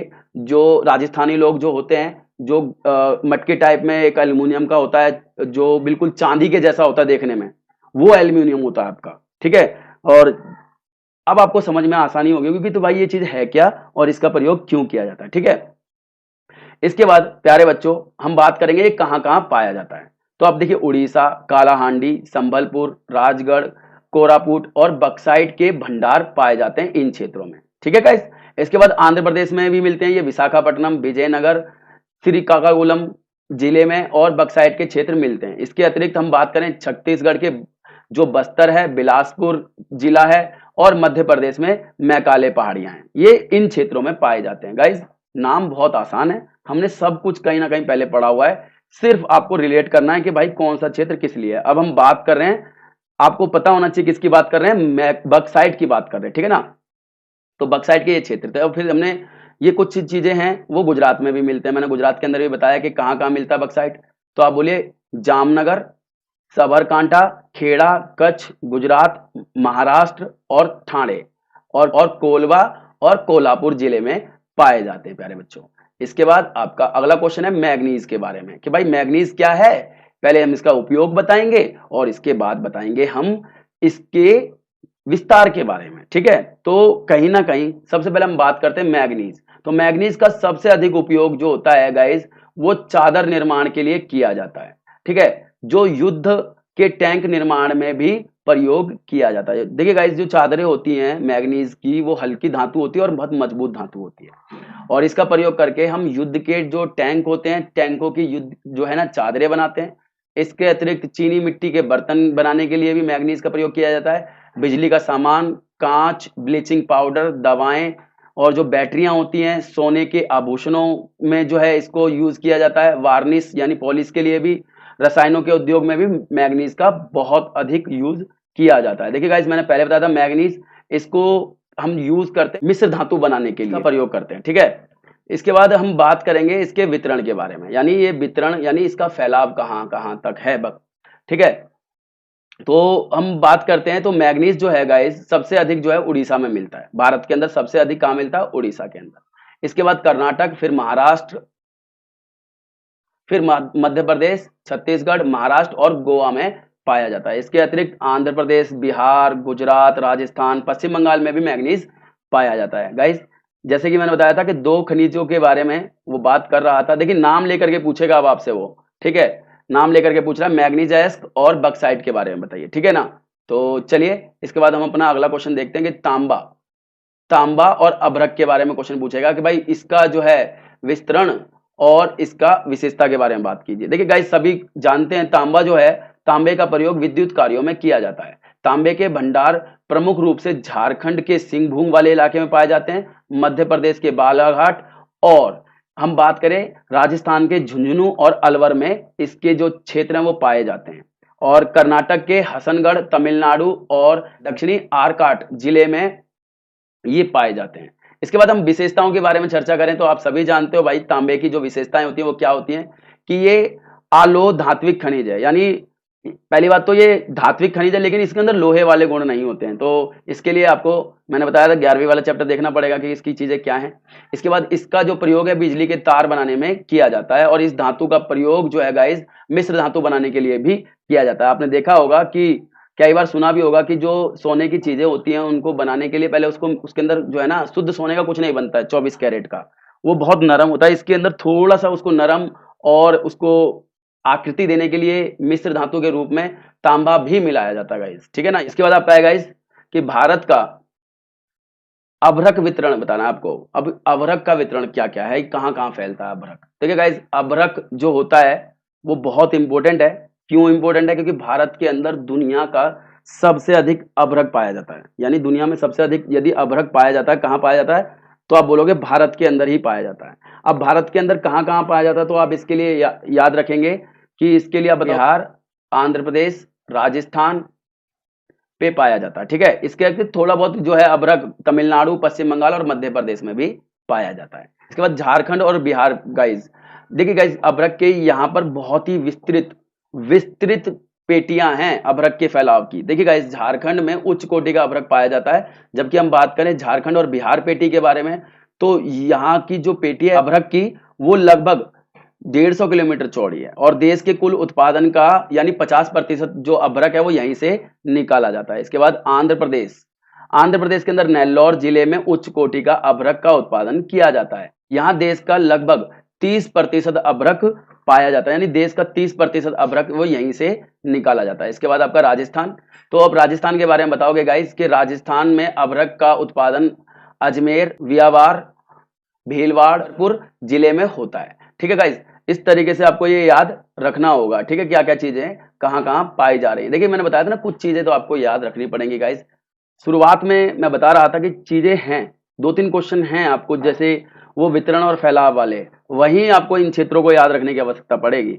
और मैंने बताया था कि ये जो चीजें हैं आपको लंबे समय तक मदद भी करेंगी। फिर अब यहाँ मेहनत कर लोगे तो आपको गवर्नमेंट जॉब की तैयारी करते समय मेहनत कम करनी पड़ेगी, ठीक है। इसके बाद कर्नाटक के मैसूर, हसनगढ़ जिले के अंदर भी अभ्रक पाया जाता है। इसके अतिरिक्त हम बात करें तमिलनाडु में कोयम्बटूर, तिरुचिरापल्ली, मदुरई और कन्याकुमारी आदि में भी ये अभ्रक के भंडार मिलते हैं। इसके बाद गाइस वो कह रहा है कि ऊर्जा के परंपरागत और अपरंपरागत स्रोतों में अंतर स्पष्ट कीजिए। गाइस देखिए कुछ क्वेश्चन ऐसे होते हैं जो पेटेंट होते हैं कि भाई आने की संभावना ज्यादा है, उनमें से एक क्वेश्चन ये भी है। और कुछ क्वेश्चन ऐसे हैं कि जिनको कहीं ना कहीं कभी ना कभी हम किसी ना किसी रूप में पढ़ चुके हैं। इसको एक बार बताने की आवश्यकता है। मुझे पता है कि आपको ये चीजें कहीं ना कहीं पसंद पता होंगी, लेकिन फिर भी मैं आपको बता देता हूँ क्योंकि कहीं ना कहीं आपके एग्जाम में आती है, तो मेरा फर्ज बनता है कि आप तक पहुंचाऊं उस चीज को। देखिए, पहले हम बात करते हैं परंपरागत स्रोत। देखिए गाइस, ऊर्जा के परंपरागत स्रोत वह स्रोत होते हैं गाइस जिनके बारे में हमें बहुत पहले से पता है, हमारी परंपराएं उसका यूज करते आई हैं, परंपराओं से हमारे देश के अंदर हमारे लोगों के द्वारा वो यूज होते रहा है। तो ऊर्जा के ऐसे स्रोत जिनको हम पहले भी यूज करते थे, आज भी यूज करते हैं, यानी एक परंपरा थी हमारी यूज करने की, तो परंपरागत स्रोत कहते हैं। और आप सभी को पता है कि ऐसे कौन कौन से हैं, तो कोयला, गैस, पेट्रोलियम, बिजली के उत्पादन की जो परंपरागत स्रोत है हमारे, यानी हम इसको पहले से यूज करते आए हैं। ठीक है, ऊर्जा के गैर परंपरागत स्रोत। सो गाइज, आपको बताना होगा कि ऊर्जा के जो गैर परंपरागत स्रोत हैं वो ऐसे स्रोत हैं जो हमारे देश के अंदर पहले यूज नहीं होते थे, जिनकी जानकारी हमें पहले नहीं थी, अगर थी भी तो हमें ये नहीं पता था कि उसको हम ऊर्जा के रूप में भी यूज कर सकते हैं। ठीक है, तो ऐसे स्रोत जो होते हैं जो हमारे देश के अंदर पहले यूज नहीं होते थे लेकिन अब ऊर्जा के रूप में यूज होते हैं, तो हम उनको गैर परंपरागत स्रोत कहते हैं। जैसे सौर ऊर्जा, पवन ऊर्जा, ज्वारीय ऊर्जा, ये गैर परंपरागत स्रोत है गाइस, यानी हमारे देश के अंदर पहले यूज नहीं होते थे लेकिन अब होते हैं। इसके बाद इसकी दूसरे पॉइंट में बताओगे कि जो आपके परंपरागत स्रोत है गाइस, जो हम सदियों से यूज करते आए हैं, तो ये जो स्रोत है ना ऊर्जा के, वो खत्म होने वाले हैं, यानी समाप्य हैं, यानी ये भविष्य में समाप्त हो सकते हैं। ठीक है, इसके बाद हम बात करें अपरंपरागत स्रोत, जैसे सौर का प्रकाश, जल ऊर्जा, पवन ऊर्जा। ठीक है, ये समाप्य नहीं है गाइस। ठीक है, इनके असीमित भंडार हैं, बहुत अधिक मात्रा में इसके भंडार मौजूद हैं और ये कभी खत्म भी नहीं होंगे, क्योंकि सूरज कभी गर्मी देना बंद नहीं करेगा और ना ही कभी हवा चलनी बंद होगी, तो ये चीजें खत्म नहीं होंगी। ना ही पानी बहना बंद करेगा, ना ज्वार भाटा बंद होंगे, तो ये स्रोत कभी खत्म नहीं हो सकते हैं, यानी ये असामाप्य हैं, यानी इनको कभी समाप्त नहीं किया जा सकता। इसके बाद यह वाणिज्य ऊर्जा के स्रोत हैं जो विविध कार्यों में उपयोग किए जाते हैं, यानी ये व्यापार के लिए यूज किए जाते हैं ऊर्जा के स्रोत। और जब हम बात करें कि जो हमारे अपरंपरागत स्रोत हैं, जानकारी तो हमें इनकी हो चुकी है और हमें इसके बारे में बहुत कुछ पता भी है, लेकिन अभी भी हम इसका व्यापारों में प्रयोग नहीं कर रहे हैं, यानी बहुत बड़े स्तर पर ये अभी हमारी ऊर्जा की मांगों को पूरा नहीं कर पा रहा है। ठीक है ना। इसके बाद जो आपका ये है चौथा पॉइंट, कृषि में मशीनीकरण में वृद्धि के कारण ग्रामीण क्षेत्रों में भी ऊर्जा के परंपरागत स्रोतों का उपयोग हो रहा है। देखिए गाइस, क्या हुआ है कि जैसे जैसे कृषि के अंदर मशीनीकरण हुआ है, यानी आपने देखा होगा जनरेटर आ गए, उसके बाद समरसेबल आ गए, ट्यूबवेल आ गए, ट्रैक्टर आ गए, थ्रेसर मशीन आ गई। तो जैसे जैसे कृषि के अंदर मशीनीकरण हुआ, तो उन मशीनों को चलाने के लिए कहीं ना कहीं ऊर्जा तो चाहिए ना, और ऊर्जा किस रूप में मिलती है, वही पेट्रोल डीजल। तो इसी कारण से कृषि में मशीनीकरण के कारण जो है ना ऊर्जा के जो परंपरागत स्रोत थे गाइस, उसकी ना मांग बहुत अधिक बढ़ गई है, यानी अब इनकी मांग कृषि में भी होने लगी है। वहीं हम इधर बात करें तो गाइस, ये जो ऊर्जा के साधन है वो भविष्य के लिए महत्वपूर्ण संसाधन है, क्योंकि भविष्य में मैंने बताया कि कहीं ना कहीं ये आपके जो परंपरागत स्रोत हैं वो खत्म होने की संभावना है, वहीं ये खत्म नहीं होंगे तो भविष्य में तो यही काम आएंगे ना। जबकि गाइस आपको मैं पांचवें पॉइंट में बताऊं कि पांचवें पॉइंट के अंदर क्या है कि जो आपके परंपरागत स्रोत हैं वो बहुत अधिक मात्रा में प्रदूषण भी करते हैं, जलने पर पर्यावरण को नुकसान पहुंचाते हैं। इसके बाद जो परंपरागत स्रोत होते हैं वो कोई प्रदूषण नहीं करते हैं। इसके बाद उदाहरण दे दीजिएगा, कोयला, पेट्रोल, प्राकृतिक गैस, परमाणु ऊर्जा आदि। ठीक है, इसके बाद छठे पॉइंट में आप यहाँ पर भी इसके उदाहरण दे दीजिए, सौर ऊर्जा, पवन ऊर्जा, इसके बाद ज्वारीय ऊर्जा, भूतापीय ऊर्जा, बायोगैस ऊर्जा। ठीक है, जल ऊर्जा। ये आप बता दीजिए, आपका क्वेश्चन समाप्त।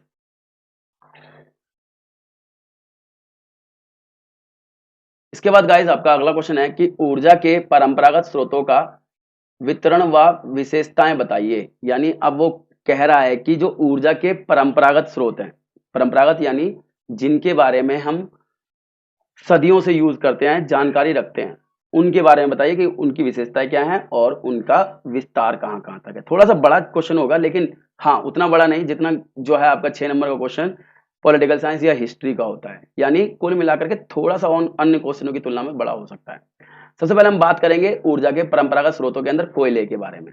तो कोयले का विस्तार की बात करें तो मैंने बताया था कोयले के निक्षेप यानी जमाव या भंडार लगभग 80% जो भाग है वो हमारे देश के अंदर बिटुमिनस या फिर कहीं बिटुमिन कोयले का पाया जाता है। ठीक है, और तथा गर कोकरी श्रेणी का है। इसके बाद गोंडवाना कोयले के प्रमुख संसाधन जो है, यानी गोंडवाना कोयला का क्षेत्र है गाइस एक, तो वो कहाँ कहाँ पाया जाता है? वो है आपका पश्चिम बंगाल, झारखंड, उड़ीसा, छत्तीसगढ़, मध्य प्रदेश, महाराष्ट्र, आंध्र प्रदेश में ये स्थित है। ठीक है गाइज, तो 80% कोयला हमारा बिटुमिन प्रकार का है और कहाँ पाया जाता है? गोंडवाना कोयला क्षेत्र जो है हमारे देश के उधर। ठीक है, इसके बाद हम बात करें झारखंड। झारखंड, अब देखिए जो मैंने क्षेत्र बताया उनके बारे में थोड़ा थोड़ा बताना पड़ेगा। भारत में सबसे अधिक महत्वपूर्ण जो गोंडवाना कोयला क्षेत्र यही है। ठीक है, और दामोदर घाटी, आपको पता है दामोदर घाटी योजना है जो वो बहुत बड़ी है, उसके अंदर झारखंड का हिस्सा भी आता है, तो बंगाल का हिस्सा भी दामोदर घाटी परियोजना में कवर हो जाता है थोड़ा बहुत। तो आप बताइए कि जो झारखंड है वो भारत में सर्वाधिक महत्वपूर्ण गोंडवाना कोयला क्षेत्र है और जो दामोदर घाटी में स्थित है, यह बंगाल झारखंड कोयला पेट्टी में स्थित है, यानी इसके अंदर बंगाल और झारखंड दोनों आते हैं। और इस प्रदेश के महत्वपूर्ण कोयला क्षेत्र में कौन कौन से हैं? रानीगंज, झरिया, बोकारो, गिरिडीह, करनपुरा और झरिया सबसे बड़ा कोयला क्षेत्र के रूप में ये जाने जाते हैं। इसके बाद हम बात करें रानीगंज। रानीगंज पश्चिम बंगाल के अंदर और सबसे बड़ा कोयला उत्पादन क्षेत्र के रूप में जाना जाता है। गाइस रानीगंज से बहुत क्वेश्चन आते हैं, रानीगंज और झरिया। झरिया याद रखना है, झरिया झारखंड के अंदर है और रानीगंज पश्चिम बंगाल के अंदर है। ठीक है, इसके बाद हम बात करें कोयले से संबंध अन्य नदी घाटी जो है वो गोदावरी, महानदी और सोन नदी भी है, यानी यहाँ पर भी कोयला पाया जाता है, लेकिन ज्यादातर जो पाया जाता है वो आप बोलोगे दामोदर घाटी वाले क्षेत्रों में पाया जाता है। इसके बाद हम बात करें सर्वाधिक महत्वपूर्ण कोयला खनन का केंद्र जो है मध्य प्रदेश में सिंगरैली है। सबसे ज्यादा कोयला निकालने, देखिए यहाँ तो पाया जाता है, निकलता कहाँ है? सिंगरैली। ठीक है, इसके बाद हम बात करते हैं आपके छत्तीसगढ़ में कहाँ से? कोरबा। ठीक है, छत्तीसगढ़ में कहाँ से? कोरबा। गाइज जो एक एक नाम ले रहा है ना, यहाँ याद रखना ये क्वेश्चन पूछता है एक एक नंबर में। ठीक है, छत्तीसगढ़ में से कहां से कोयला निकलता है? तो कोरबा। उड़ीसा में तलचर और रामपुर, नाम याद रखना, तलचर और रामपुर। वहीं हम बात करें महाराष्ट्र में तो चंद्रवर्धा, कामपिटी, बंदेर, आंध्र प्रदेश में सिंगरैनी और पांडुर, ये नाम याद रखने हैं आपके। ये हो गया यहां तक आपका महाराष्ट्र में, और यहां आपके बाद यानी सिंगरैली और पांडुर ये आपके आंध्र प्रदेश में हो जाएंगे। ठीक है गाइज, तो ये हो गया आपका कोयले का क्वेश्चन। कितना आसान था। अगर वो पूछे ऊर्जा के परंपरागत स्रोत कोयले के बारे में बताइए तो आप एक में ही बता सकते हो। ठीक है, इसके बाद गाइज अगर आपसे पेट्रोल के बारे में पूछेगा, पेट्रोल का विस्तार और वितरण बताइए, विशेषताएं बताइए, तो आप यहाँ से क्वेश्चन बता दोगे। कोयले के बारे में हम चर्चा करके आ ही चुके हैं। तो सबसे पहले हम बात करेंगे इसके विस्तार की। तो भारत में वह क्षेत्र जिसमें तेल पाया जाता है वो है आपका 17.2 लाख वर्ग किलोमीटर का क्षेत्र है। इसमें से 3,20,000 वर्ग किलोमीटर जो क्षेत्र है हमारा अवसादी अपतट है गाइज, यानी अवसादी जो चट्टाने होती है उसका इलाका है, जो 200 मीटर की गहराई तक मिलता है।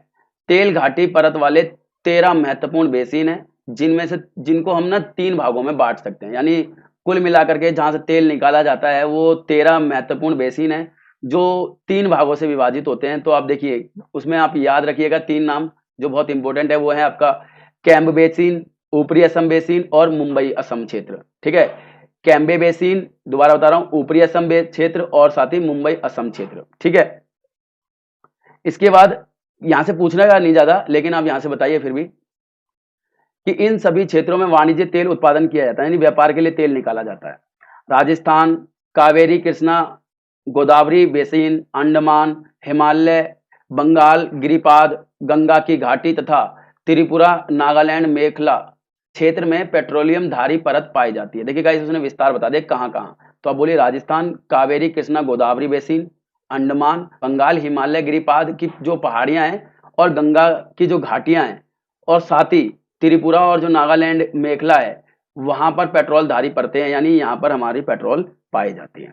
फिर भी अभी तक इन क्षेत्रों में व्यापारिक स्तर पर उत्पादन प्रारंभ नहीं किया गया, यानी तेल तो मौजूद है लेकिन अभी तक यहाँ से तेल निकालना बेचने के उद्देश्य से शुरू नहीं हुआ है, बाकी है। ठीक है, इसके बाद कह रहा है कच्छ, सौराष्ट्र, केरल, कोणार्क तथा महानदी बेसिनों में ऐसी अनुकूल परतें पाई जाती हैं जहां से पेट्रोल पाया जा सकता है। ये देश की पेट्रोलियम का उत्पादन उपभोग से बहुत कम है। कह रहा है कि हमारे देश का कुछ क्षेत्र ऐसे कह रहा है कि कच्छ, सौराष्ट्र, कर्नाटक, मतलब यहाँ अभी संभावनाएं पाए जाने की, लेकिन अभी खोजा नहीं गया है, खोजने की संभावना है यहाँ पर। लेकिन यहाँ से जितना भी तेल निकलता है गाइस वो हमारी मांग के तुलना में बहुत कम है। सन 1950-51 में कुल कच्चे तेल का उत्पादन जो है वो 2.5 लाख टन हुआ, जबकि पेट्रोलियम उत्पादों का उपभोग 34 लाख टन हो गया है, 3.64 करोड़ टन हो गया है। इस प्रकार उत्पादन और उपभोग के मध्य 1.25 करोड़ टन का अंतर है, यानी जितना हम निकालते हैं उससे ज्यादा तो हम यूज कर लेते हैं। तो भाई आयात तो करना ही पड़ेगा ना। और आप सभी को पता ही है कि भारत जो है बहुत ज्यादा अपना जो विदेशी पूंजी खर्च करता है वो तेल खरीदने पर ही करता है, यानी पेट्रोलियम खरीदने पर ही ज्यादा हमारा पैसा खर्च होता है। इसके बाद आसाम में बताइए, आसाम में कहाँ से निकलता है, तो आप बताइए। अपरिष्कृत पेट्रोलियम, यानी जिसको शुद्ध नहीं किया गया है, जिसको साफ नहीं किया गया है, वो पेट्रोलियम जो है टसर्री युग के अवसादी सेलों में पाया जाता है। गाइज ये जो सेल हैं ये करोड़ों वर्ष पुरानी है, ठीक है। उसकी जो अवसादी सेल जो पहले बनी थी उन सेलों में ये असम का जो इलाका है वहां पर पेट्रोलियम पाया जाता है, ठीक है।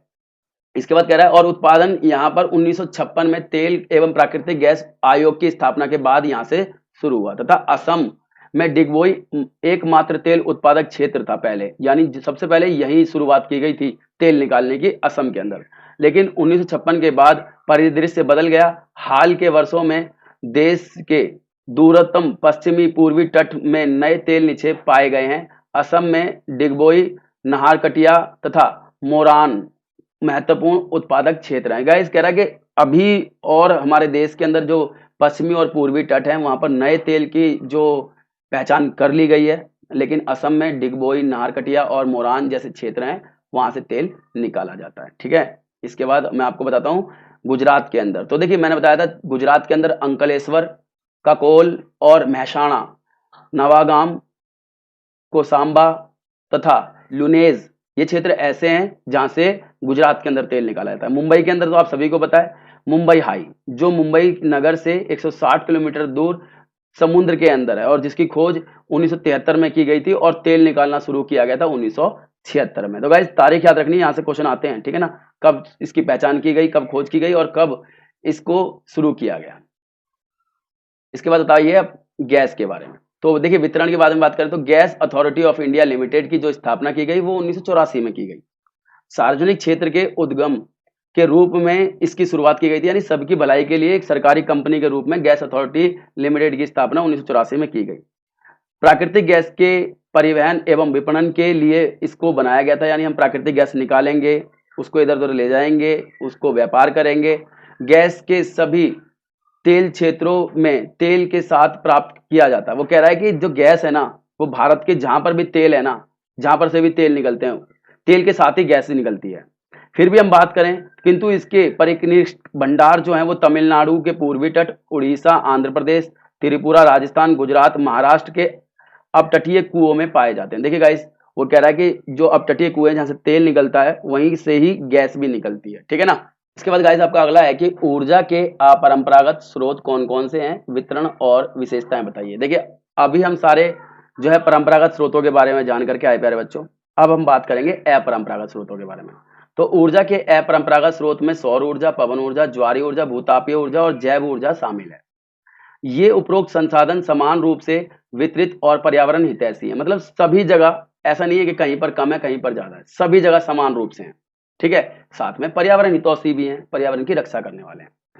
इन संसाधनों में सतत पोषणीय, पर्यावरणीय हितैषी तथा सस्ती ऊर्जा मिलती है। मतलब ये जितने भी संसाधन है इसके माध्यम से पर्यावरण की रक्षा करने की जो है काम भी होता है, सतत पोषणीय विकास होता है हमारा और सस्ती ऊर्जा मिल जाती है जो कभी खत्म नहीं हो सकती है, ठीक है।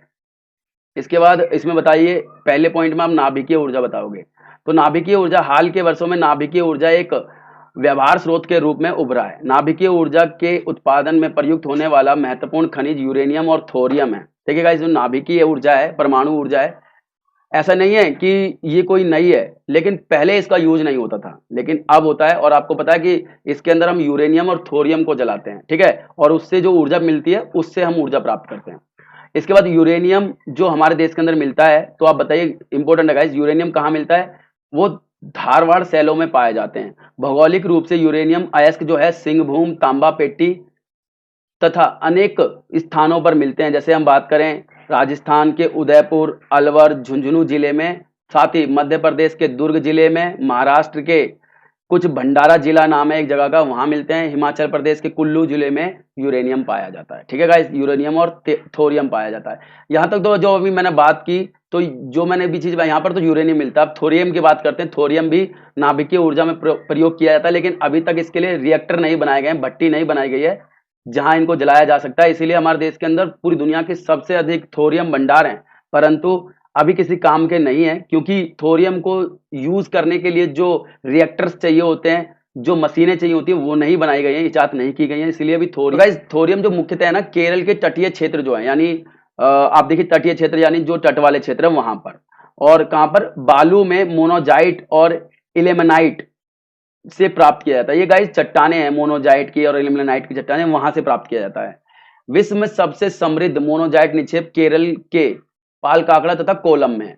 ठीक है, ये दोनों कहाँ है, केरल में। जबकि हम बात करें आंध्र प्रदेश के विशाखापट्टनम में जो है थोरियम, साथ ही उड़ीसा के महानदी वाले जो नदी डेल्टा है ना, वहां पर जो है थोरियम पाया जाता है। अब तो हमने थोरियम की बात कर ली, इसके बाद हम ऊर्जा के अपरंपरागत स्रोतों के अंदर सौर ऊर्जा के बारे में बात करेंगे। देखिए गाइस, सौर ऊर्जा एक सस्ता ऊर्जा का साधन है। इसके लिए सौर कुकरों का प्रयोग करना पड़ता है, सौर कुकर बनाना पड़ता है। एक डब्बा टाइप में होता है, देखिए मैं आपको बना करके दिखलाता हूँ। कुछ इस तरीके से डब्बा होता है। ठीक है, यहाँ पर इसमें आईना लगा होता है, एक शीशा लगा होता है यानी मिरर। इसमें सूरज की किरणें पड़ती हैं और यहाँ पर एक बर्तन टाइप में रख देते हैं। ठीक है, उसमें जो है किरणें पड़ती हैं और उसमें गर्मी का हम ऊर्जा के रूप में प्रयोग करते हैं। तो वो कह रहा है कि जो सौर ऊर्जा है, ऊर्जा का एक सस्ता साधन है। इसके लिए सौर कुकरों का प्रयोग करना पड़ता है। जो ये यंत्र है ना, इसे सौर कुकर बोलते हैं। ठीक है, प्रयोग करना पड़ता है खाना पकाने के लिए। पानी गर्म कर सकते हैं इससे, फसलें सुखा सकते हैं, और इस प्रकार से हम इसको यूज कर सकते हैं। सौर ऊर्जा भविष्य की ऊर्जा का संसाधन है, और भारत के पश्चिमी भागों में, गुजरात के, राजस्थान में सौर ऊर्जा के विकास की अधिक संभावना है, क्योंकि गर्मी वहीं ज्यादा पड़ती है। साथ ही आपको पता ही होगा कि अब वर्तमान समय में जो है हमने सोलर पैनल बना लिए, जिसके अंदर सौर ऊर्जा का बहुत ज्यादा प्रयोग होता है। तो अब कहीं ना कहीं सौर ऊर्जा का प्रयोग सोलर कुकरों की जगह अब सोलर पैनलों में ज्यादा होता है। तो आप समझ सकते होंगे कि सौर ऊर्जा जो है कितनी महत्वपूर्ण है, क्योंकि कहीं ना कहीं अब हमारे देश के अंदर सोलर पैनलों के माध्यम से बड़े बड़े ऑफिस चलाए जाते हैं, और अधिकतर जो गांव के अंदर जो लाइट्स लगी होती है उसके अंदर भी सोलर पैनल लगे होते हैं। अब चीजें बहुत सारी बदल चुके हैं। मैं जो कहना चाहता हूं, मुझे पता है आप समझ रहे हो उस चीजों को। ठीक है, इसके बाद हम बात करते हैं पवन ऊर्जा। तो इस संसाधन का प्रयोग पानी निकालने, जल सिंचाई, विद्युत उत्पादन करने के लिए किया जाता है। देखिए, पवन ऊर्जा का प्रयोग कहीं ना कहीं पानी निकालने के लिए जमीन से, ठीक है, सिंचाई करने के लिए और विद्युत करने के लिए किया जाता है। आपने देखा होगा पवन चक्की लगी होती है बड़ी बड़ी, तो एक पवन चक्की से जो है बहुत सारे काम किए जाते हैं। एक पवन चक्की से बहुत सारे, पानी भी निकल रहा होता है, साथ ही जो है बिजली भी बन रही होती है। कहीं कहीं तो आटा पीसने की मशीन भी बना ली जाती है इसी पवन ऊर्जा से। तो पवन ऊर्जा के द्वारा हमारे देश के अंदर अभी 3000 मेगावाट विद्युत उत्पादन की जा रही है। और कहां कहां पर, गुजरात, तमिलनाडु, महाराष्ट्र, उड़ीसा राज्यों में जो पवन ऊर्जा है वो तेजी से विकसित हो रही है। भारत में पहली पवन चक्की जो है 1968 में मंडावी, यानी आपको बताना है कहाँ लगी थी पहली पवन चक्की, तो आप बोलेंगे 1968 में मंडावी। मंडावी कहाँ है, गुजरात के अंदर स्थापित की गई थी। भारत में पवन ऊर्जा उत्पादन की जो संभावित क्षमता है, यानी भविष्य में हम कितनी बनाएंगे, अभी तो हम मात्र 3000 मेगावाट बना रहे हैं, लेकिन हम भारत में भविष्य के अंदर पवन ऊर्जा से बिजली बनाएंगे वो 50,000 मेगावाट बनाएंगे गाइस। 50,000 मेगावाट बहुत बिजली होती है। ठीक है, ये हम भविष्य में इसको बनाएंगे। इसके बाद आपका जो ज्वारीय ऊर्जा की हम बात करेंगे कि ज्वारीय ऊर्जा तथा जो है तरंग ऊर्जा के, इसको ज्वारीय ऊर्जा भी कहिए या तरंग ऊर्जा कीजिए, आपकी मर्जी है। इन संसाधनों से उच्च ज्वारीय लहरों से विद्युत उत्पन्न की जाती है। जो आप पता ही होगा, ज्वार और भाटा आपने पढ़ा भी होगा। ज्वार भाटा के अंदर जो ज्वारी जब चढ़ता है, यानी पानी अंदर आता है, तो पानी जब अंदर आता है ना गाइस, मान लीजिए ये तट है, ये पानी जब अंदर आया तो पानी को पहले अंदर आने दिया जाता है। तो आपको पता है जब ज्वार चढ़ता है तो काफी समय तक रहता है। ज्यादातर दैनिक या अर्धदैनिक ज्वार आते हैं, दिन में 2 बार जो अर्धदैनिक होते हैं, ठीक है, वो आते हैं। तो जब ये चढ़ेगा तो क्या करते हैं, चढ़ने देते हैं इसको, फिर यहाँ पे फाटक बंद कर देते हैं। फाटक बंद हो जाता है तो पानी इसके पीछे बहुत सारा इकट्ठा हो जाता है। अब जब ये द्वार चला जाता है तो यहाँ पे ना खाली स्थान पैदा हो जाता है, तो यहाँ से फिर पानी गिरता है, यहीं पर टरबाइन लगा लेते हैं और बिजली बनाते हैं। ठीक है, तो कह रहा है कि इन संसाधनों से उच्च ज्वार की लहरों से विद्युत उत्पन्न की जाती है। खाड़ी, जो ये कह रहा है कि खाड़ी कच्छ में 9000 मेगावाट विद्युत उत्पादन का एक प्लांट लगाया गया है। ठीक है, यह भारत पश्चिमी तट पर बृहद ज्वारीय तरंगे उत्पन्न होती हैं। तो वो कह रहा है भारत के अंदर जो पश्चिमी तट है वहां पर बहुत ज्यादा ज्वारीय तरंगे पैदा होती है। यद्यपि भारत के पास तटों के साथ में ज्वारीय ऊर्जा विकसित करने की संभावनाएं हैं, परंतु अभी इस दिशा में काम नहीं किया जा रहा है। हम करेंगे लेकिन अभी काम नहीं किया जा रहा है। इसके बाद भूतापीय ऊर्जा की हम बात करेंगे गाइस। भूतापीय ऊर्जा सभी को पता है। देखिए भूतापीय ऊर्जा क्या होता है गाइस, भूतापीय ऊर्जा का जो स्रोत होता है वो लावा होता है। जमीन के अंदर जो गर्मी होती है ना, तो वहां पर गर्म सोते पैदा हो जाते हैं, यानी गर्म पानी निकलता है जमीन से, तो वो कहीं ना कहीं भूतापीय ऊर्जा के कारण ही होता है। तो अब हम उसको भी ऊर्जा के संसाधन के रूप में संभावनाएं व्यक्त करने लगे हैं, तो उसको भी हम ऐड करेंगे अब। तो भारत में हिमाचल प्रदेश के अंदर एकमात्र जगह है भारत के अंदर जहां से अभी भूतापीय ऊर्जा का काम किया जा रहा है, तो संभावना ज्यादा है पेपर में आने की। तो इसका नाम है मणिकरण, नाम याद रखना, मणिकरण, ये हिमाचल प्रदेश के अंदर है। तो गर्म पानी के स्रोत से भूतापीय ऊर्जा उत्पन्न की जाती है। भूमिगत ताप के उपभोग का जो पहला सफल परीक्षण किया गया था गाइस, वो 1890 में बोइजे शहर, तो ये कहाँ है वर्तमान में, ये अमेरिका में है गाइस। तो बोइजे शहर अमेरिका के अंदर 1890 में ये भूमिगत ताप का प्रयोग किया गया था पहली बार। गाइस ये बहुत ठंडा इलाका है, तो क्या किया गया, मान लीजिए ये एक जो है भूतापीय ऊर्जा क्षेत्र है अमेरिका का, तो यहां से क्या किया गया, यहाँ गांव है आपका, ये गांव समझ लीजिए अमेरिका का जिसका नाम है बोइजे, ठीक है। तो यहां से पाइप निकाले गए, ठीक है, और ऐसे पाइप जो पानी के नहीं थे, ठीक है, यानी पानी के आसपास जो भाप उड़ती है वो भाप जो है पाइपों के माध्यम से, क्योंकि ये बहुत ठंडा इलाका है, इन इलाकों तक, हर घर तक वो पाइप लाए गए, और उन पाइपों से होती हुई गरम गरम हवाएं या गरम गरम हवा जो है उन घर तक आने लगी। और जिस तरीके से हम अभी गर्मी के मौसम में ठंडी एसी का प्रयोग करते हैं, ऐसे ही वहां पर सर्दियों वाले इलाकों हैं और वहां पर रूम को गर्म करने के लिए वो भूतापीय ऊर्जा का प्रयोग करते हैं। तो ये आपको याद रखना कि सबसे पहले जो यूज की गई थी भूतापीय ऊर्जा वो 1890 में बोइजे शहर अमेरिका में है, वहां पर की गई थी। देखिए यहाँ आसपास के भवनों में गर्मी देने के लिए, गर्म करने के लिए यहाँ पर जो है ना, जो पाइप जाल तंत्र भी बनाया गया था ताकि इन क्षेत्रों को गर्म रखा जा सके। फिर इसके बाद बायोगैस, बायोगैस के बारे में हम सभी जानते हैं, इसके लिए कोई निश्चित क्षेत्र नहीं चाहिए, कहीं पर भी कुछ भी कर सकते हैं इसके बारे में। हालांकि परिभाषा से ही आपका काम चल जाएगा इसका, कि खेत में सड़े बचे पदार्थों का प्रयोग करके विद्युत और ऊर्जा उत्पन्न की जाती है, वो है आपकी बायोगैस। आपको पता है ना, गोबर गैस वगैरह को सड़ा गला करके मीथेन वगैरह तैयार की जाती है, उससे बायोगैस बनाई जाती है। इसके बाद आपका अगला है कि भाई उन 4 नदी घाटियों का नाम बताइए जहां से कोयला पाया जाता है। गाइस फिर मैं बोल रहा हूं, यह है मैप, आपका मैप में यहां से क्वेश्चन पूछता है, ठीक है। 4 क्षेत्र बताने हैं, 4 नदी घाटियां बतानी है जहां से आपका कोयला निकाला जाता है। तो आप बोलिए झारखंड और पश्चिम बंगाल, ठीक है। तो आपकी पहली हो जाएगी दामोदर घाटी परियोजना। तो दामोदर इलाके के अंदर मैंने बताया था बहुत अधिक कोयला निकाला जाता है, तो दामोदर इलाके के अंदर आपके 2 क्षेत्र जुड़ जाते हैं, एक झारखंड और एक पश्चिम बंगाल। इसके बाद सोन नदी घाटी परियोजना, इसमें आप बताइए, यह मध्य प्रदेश, छत्तीसगढ़ और उत्तर प्रदेश में आती है। इसके बाद महानदी कोयला क्षेत्र, इसमें आप बताइए छत्तीसगढ़ और उड़ीसा। और वर्धा गोदावरी नदी घाटी क्षेत्र, इसमें आप बताइए महाराष्ट्र, मध्य प्रदेश, आंध्र प्रदेश। ये हमारे 4 नदी घाटियां हैं जहां से कोयला निकाला जाता है, और ये मैप में भी आती है, इसीलिए मैंने अलग से बताया आपको। इसके बाद आपका जो अगला क्वेश्चन है वो ये है कि भारत में पेट्रोलियम उत्पादन के प्रदेशों के नाम बताइए जहां से पेट्रोलियम निकाला जाता है। तो फिर वही मैप में भी पूछेगा और आपसे 4 नंबर में भी पूछ सकता है। तो पहला उत्तरी पूर्वी प्रदेश, तो उत्तरी पूर्वी प्रदेश कहाँ है जहां से पेट्रोलियम निकाला जाता है, तो आप बोलिए अरुणाचल प्रदेश और नागालैंड। उत्तर पूर्वी नाम आते ही नॉर्थ ईस्ट, 7 बहनों वाले राज्यों में से अरुणाचल प्रदेश और नागालैंड का नाम लेना है आपको, ठीक है। गुजरात प्रदेश, तो आपको बताइए गुजरात के अंदर कहाँ से, खंबात बेसिन और मैदानों से ये क्षेत्र है ना जहां पर आपको अंकलेश्वर मौजूद है, वहां से निकाला जाता है, ठीक है। इसके बाद मुंबई हाई अपतट, तो मुंबई हाई बताइए आपको, ये मुंबई से 75 किलोमीटर दूर अरब सागर में स्थित है जहां से तेल निकाला जाता है। और इसके बाद पूर्वी तटीय प्रदेश, देखिए इसमें गोदावरी, कावेरी और कृष्णा नदी द्रोणियां मौजूद है जहां से तेल ये निकाला जाता है, ठीक है गाइज। ये 4 पॉइंट आप बता सकते हो, इसको याद करना पड़ेगा। मैंने बताया कि कुछ चीजों के लिए कहानी नहीं होती है, कुछ चीजों के लिए आपको अपना दिमाग चलाना ही पड़ेगा। इसके बाद आपके एक एक नंबर के कुछ क्वेश्चन है जो आपको बहुत पूछे जाते हैं, वो ये हैं, भारत में पहला तेल शोधक कारखाना कहाँ लगाया गया था, तो आपका आंसर होगा असम, और वो कहाँ है, डिगबोई, ठीक है। असम में एक जगह है डिगबोई, वहां पर सबसे पहला तेल कारखाना लगाया गया था। इसके बाद भारत का पहला परमाणु ऊर्जा केंद्र कहाँ लगाया गया था, तो आपका आंसर होगा महाराष्ट्र के अंदर तारापुर में। तो पहला परमाणु ऊर्जा स्टेशन लगाया गया था महाराष्ट्र के तारापुर में। गाइज ये जो क्वेश्चन अब है, ये क्वेश्चन इंटरनल एक्सटर्नल सभी जगह पूछा जाता है, पूरा धूम मचाता है ये क्वेश्चन। नाम है इसका भूरा हीरा किसे कहा जाता है, तो आपका आंसर होगा मैग्नीज। मैग्नीज को भूरा हीरा कहते हैं। मेरे से खुद कई बार एग्जाम में बच्चों ने ये खुद क्वेश्चन पूछा है, सर क्या होता है, हालांकि मैं बताता नहीं हूँ एग्जाम में, लेकिन फिर क्लास में जरूर उनको बताता हूँ कि भूरा हीरा इसका आंसर होता है, ठीक है, यानी मैग्नीज। इसके बाद भारत की पहली जल विद्युत परियोजना कौन सी है? देखिए गाइस, भारत की पहली जल विद्युत परियोजना के बारे में आपसे जानना चाहता है कि भाई कौन सी जल विद्युत परियोजना भारत में सबसे पहले शुरू की गई थी जहां से बिजली बनाई जाती है, तो आप बोलिए शिव समुद्रम जल विद्युत परियोजना भारत के अंदर पहली जल विद्युत परियोजना है। इसके बाद देखिए अभी एक दो नाम आए थे, इसके अंदर गोंडवाना कोयला और टर्सरी कोयला क्षेत्र के बारे में क्वेश्चन पूछा गया है कि ये क्या है, इनमें अंतर स्पष्ट कीजिए। देखिए गाइस, ये दोनों ही गोंडवाना और टर्सरी कोयला क्षेत्र दोनों ही कोयला क्षेत्र है जहां से कोयला निकाला जाता है आज भी। तो इन दोनों में अंतर क्या है कि जो गोंडवाना कोयला क्षेत्र है वो 20 करोड़ साल पुराने हैं, जबकि टर्सरी जो कोयला क्षेत्र है वो गोंडवाना से भी पुराना है और ये 55 करोड़ साल पुराना है।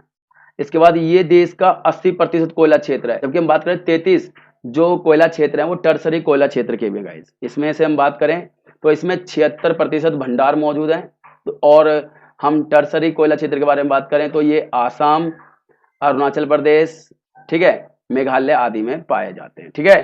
तो इसमें अंतर भी स्पष्ट कर दीजिएगा क्योंकि क्वेश्चन कई बार यहाँ से पूछा गया है। इसके बाद आपका जो अगला क्वेश्चन है वो ये है कि खनिज तथा संरक्षण अन्य संसाधनों की तुलना में अधिक महत्वपूर्ण है, तर्क दीजिए, ठीक है गाइस। वो कह रहा है कि खनिजों का संरक्षण अन्य संसाधनों की तुलना में ज्यादा जरूरी है। क्यों? क्योंकि खनिज खत्म होने वाले हैं गाइस, वो खत्म हो जाएंगे अगर हमने इसको सही से नहीं रखा है, इसीलिए हमको अधिक तुलना में इनको महत्वपूर्ण है सुरक्षित रखने का। तो आपको तर्क देना है कि क्यों हमें इसे सुरक्षित रखना होगा। तो पहला, ये समाप्य संसाधन है, यानी ये खत्म हो सकते हैं, इनका नवीनीकरण नहीं हो सकता, यानी दोबारा इनको यूज नहीं किया जा सकता है, अतः इनका संरक्षण अधिक करने की आवश्यकता है ताकि हमारी आने वाली भावी पीढ़ियां भी इसका प्रयोग कर सकें। इसके बाद आधुनिक प्रौद्योगिकी के आगमन के कारण खनिजों के खनन तथा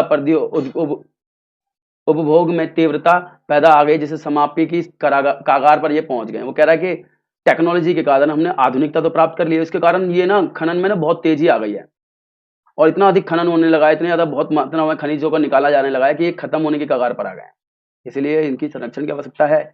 आर्थिक विकास की प्रक्रिया को बनाए रखने के लिए खनिजों के संरक्षण की अति आवश्यकता है। अगर हम चाहते हैं कि अर्थव्यवस्था का विकास होता रहे तो खनन को बनाए रखने की आवश्यकता, तो खनिजों के संरक्षण को बनाए रखने की आवश्यकता है, ठीक है ना।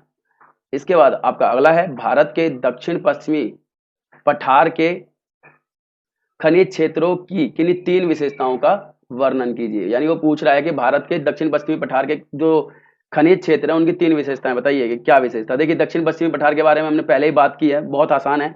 तो दक्षिण पश्चिमी पठार की जो पेटी है वो कर्नाटक तमिलनाडु में मौजूद है, ठीक है। यह क्षेत्र में धात्विक खनिजों के लिए प्रसिद्ध है। जैसे हम बात करके आए हैं कि भारत के अंदर जो लगभग 70 to 90%, 90 तो नहीं 7 to 75% बोल सकते हो कि जो खनिज है लोह अयस्क वाला, वो सब दक्षिण पश्चिम जो है पेटी में पाया जाता है, ठीक है, जिसमें अयस्क में मैग्नीज, बक्साइट और ये मौजूद है, ठीक है। तीसरे में बोलोगे कि यह प्रदेश शक्ति के साधनों विशेषकर कोयले के उत्पादन में निर्धन है। मतलब यहाँ पर कोयला नहीं है गाइस, यहाँ पर धात्विक खनिज तो है, अधात्विक खनिज बहुत कम है, बहुत कम, ठीक है। निर्धन मतलब कम, कमजोर। और देश के जितने भी सोने के निक्षेप हैं वो सब यहीं पाए जाते हैं। तो हो गया ना कितना आसान क्वेश्चन, सारी बात कर चुके ना। आप देखिए कुछ चीजों को समझने के लिए हमको पहले की चीजों को ध्यान रखना होगा गाइज। ये क्वेश्चन बहुत इंपॉर्टेंट है, कई बार एग्जाम में रिपीट हुआ है 5 नंबर में, इसीलिए मैं आपको बता रहा हूँ कि भारत में जल विद्युत पर निबंध लिखना है कि भाई भारत के अंदर जो जल का हमने विद्युत बनाने का काम किया है तो क्या हमारा इसका इतिहास रहा है। तो देखिए विद्युत मानव सभ्यता के इतिहास में सबसे महत्वपूर्ण और अनूठे आविष्कारों का एक नाम है, ठीक है। विद्युत कोयले और बहते जल से बनाई जाती है। हमारे देश के अंदर कोयला जो है, कोयले को जला करके और बहते जल से हम बिजली बना सकते हैं।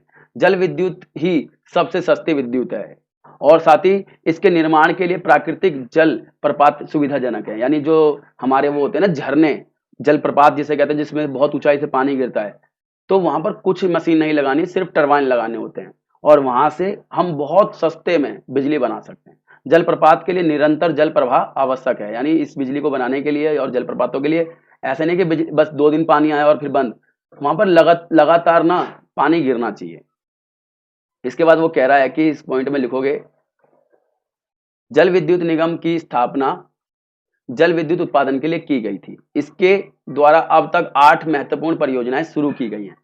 तो आप बताइए, पहली चमेरा वेरासिडल, ये आपकी हिमाचल प्रदेश में, लोकटक ये मणिपुर में, तीसरी है आपकी उड़ी और सलाल, ठीक है, ये जम्मू कश्मीर में, टनकपुर उत्तराखंड के अंदर है। और 10वीं पंचवर्षीय योजना में इसमें जो निगम का लक्ष्य जो है वो 4357 मेगा वाट विद्युत उत्पादन करने का रखा गया। जो जल विद्युत निगम है ना भारत का, उसका जो है ना 10वीं पंचवर्षीय योजना के अंदर लक्ष्य रखा गया कि हम 4357 मेगावाट बिजली पानी से बनाएंगे। और भारत में जल विद्युत उत्पादन करने वाले दक्षिण पठार जो हैं वो अधिक हैं। देखिए कौन से दक्षिण में जो पठारीय क्षेत्र है वो ज्यादा हैं। अब मैं आपको कुछ क्षेत्र बताता हूं, प्रमुख केंद्र बताता हूं जहां जल विद्युत का काम किया जा रहा है। तो जिसमें हम पहले बात करेंगे कर्नाटक में। तो पहले में कर्नाटक में आता है शिव समुद्रम, महात्मा गांधी जल विद्युत केंद्र। देखिए गाइस, शिव समुद्र भी कह लीजिए या महात्मा गांधी जल विद्युत केंद्र कह लीजिए। यहाँ पर 72,000 किलोवाट क्षमता का बिजली घर स्थित है और भारत का सबसे पहला सबसे बड़ा जल विद्युत परियोजना है ये। और कौन सी नदी पर है? तो आपको पता है शरावती नदी के अंदर, ठीक है, शरावती नदी पर है जल विद्युत परियोजना है ये। फिर इसके बाद तमिलनाडु, तमिलनाडु में मैटूर योजना, ये पापकारा और पापानासाम तथा कुंडन परियोजना है, ठीक है। ये 3 परियोजनाएं आपको याद रखनी है जो तमिलनाडु के अंदर है और जल विद्युत परियोजना है। इसके बाद महाराष्ट्र के अंदर टाटा जल विद्युत परियोजना है या टाटा जल विद्युत केंद्र कह लीजिए इसको, कोयला योजना, इसके बाद कवरधारा योजना। ये नाम है गाइस जल विद्युत परियोजनाओं के जो महाराष्ट्र के अंदर है, नाम याद रखने होंगे आपको। इसके बाद उत्तर प्रदेश के अंदर गंगा नहर 12 स्थानों पर जल विद्युत केंद्र बनाए जा रहे हैं। इसमें 23,800 किलोवाट विद्युत तैयार की जाती है। इसके बाद पंजाब भाखड़ा नांगल परियोजना, इसमें 1050 मेगावाट जल विद्युत तैयार की जा रही है। तो गाइज ये थे आपके सारे के सारे जल विद्युत परियोजना और इसके साथ ही आपका ये चैप्टर भी पूरा फिनिश, बिल्कुल विस्तार पूर्वक। थोड़ा बड़ा हो गया उसके लिए माफी चाहता हूँ। अगर आपको ये वीडियो पसंद आई है तो प्लीज लाइक शेयर और सब्सक्राइब करना चैनल को बिल्कुल ना भूलें। तो गाइज मिलते हैं अगले चैप्टर में ऐसे ही इंटरेस्टिंग वीडियो के साथ। तब तक के लिए बहुत बहुत धन्यवाद। जय हिंद, जय भारत।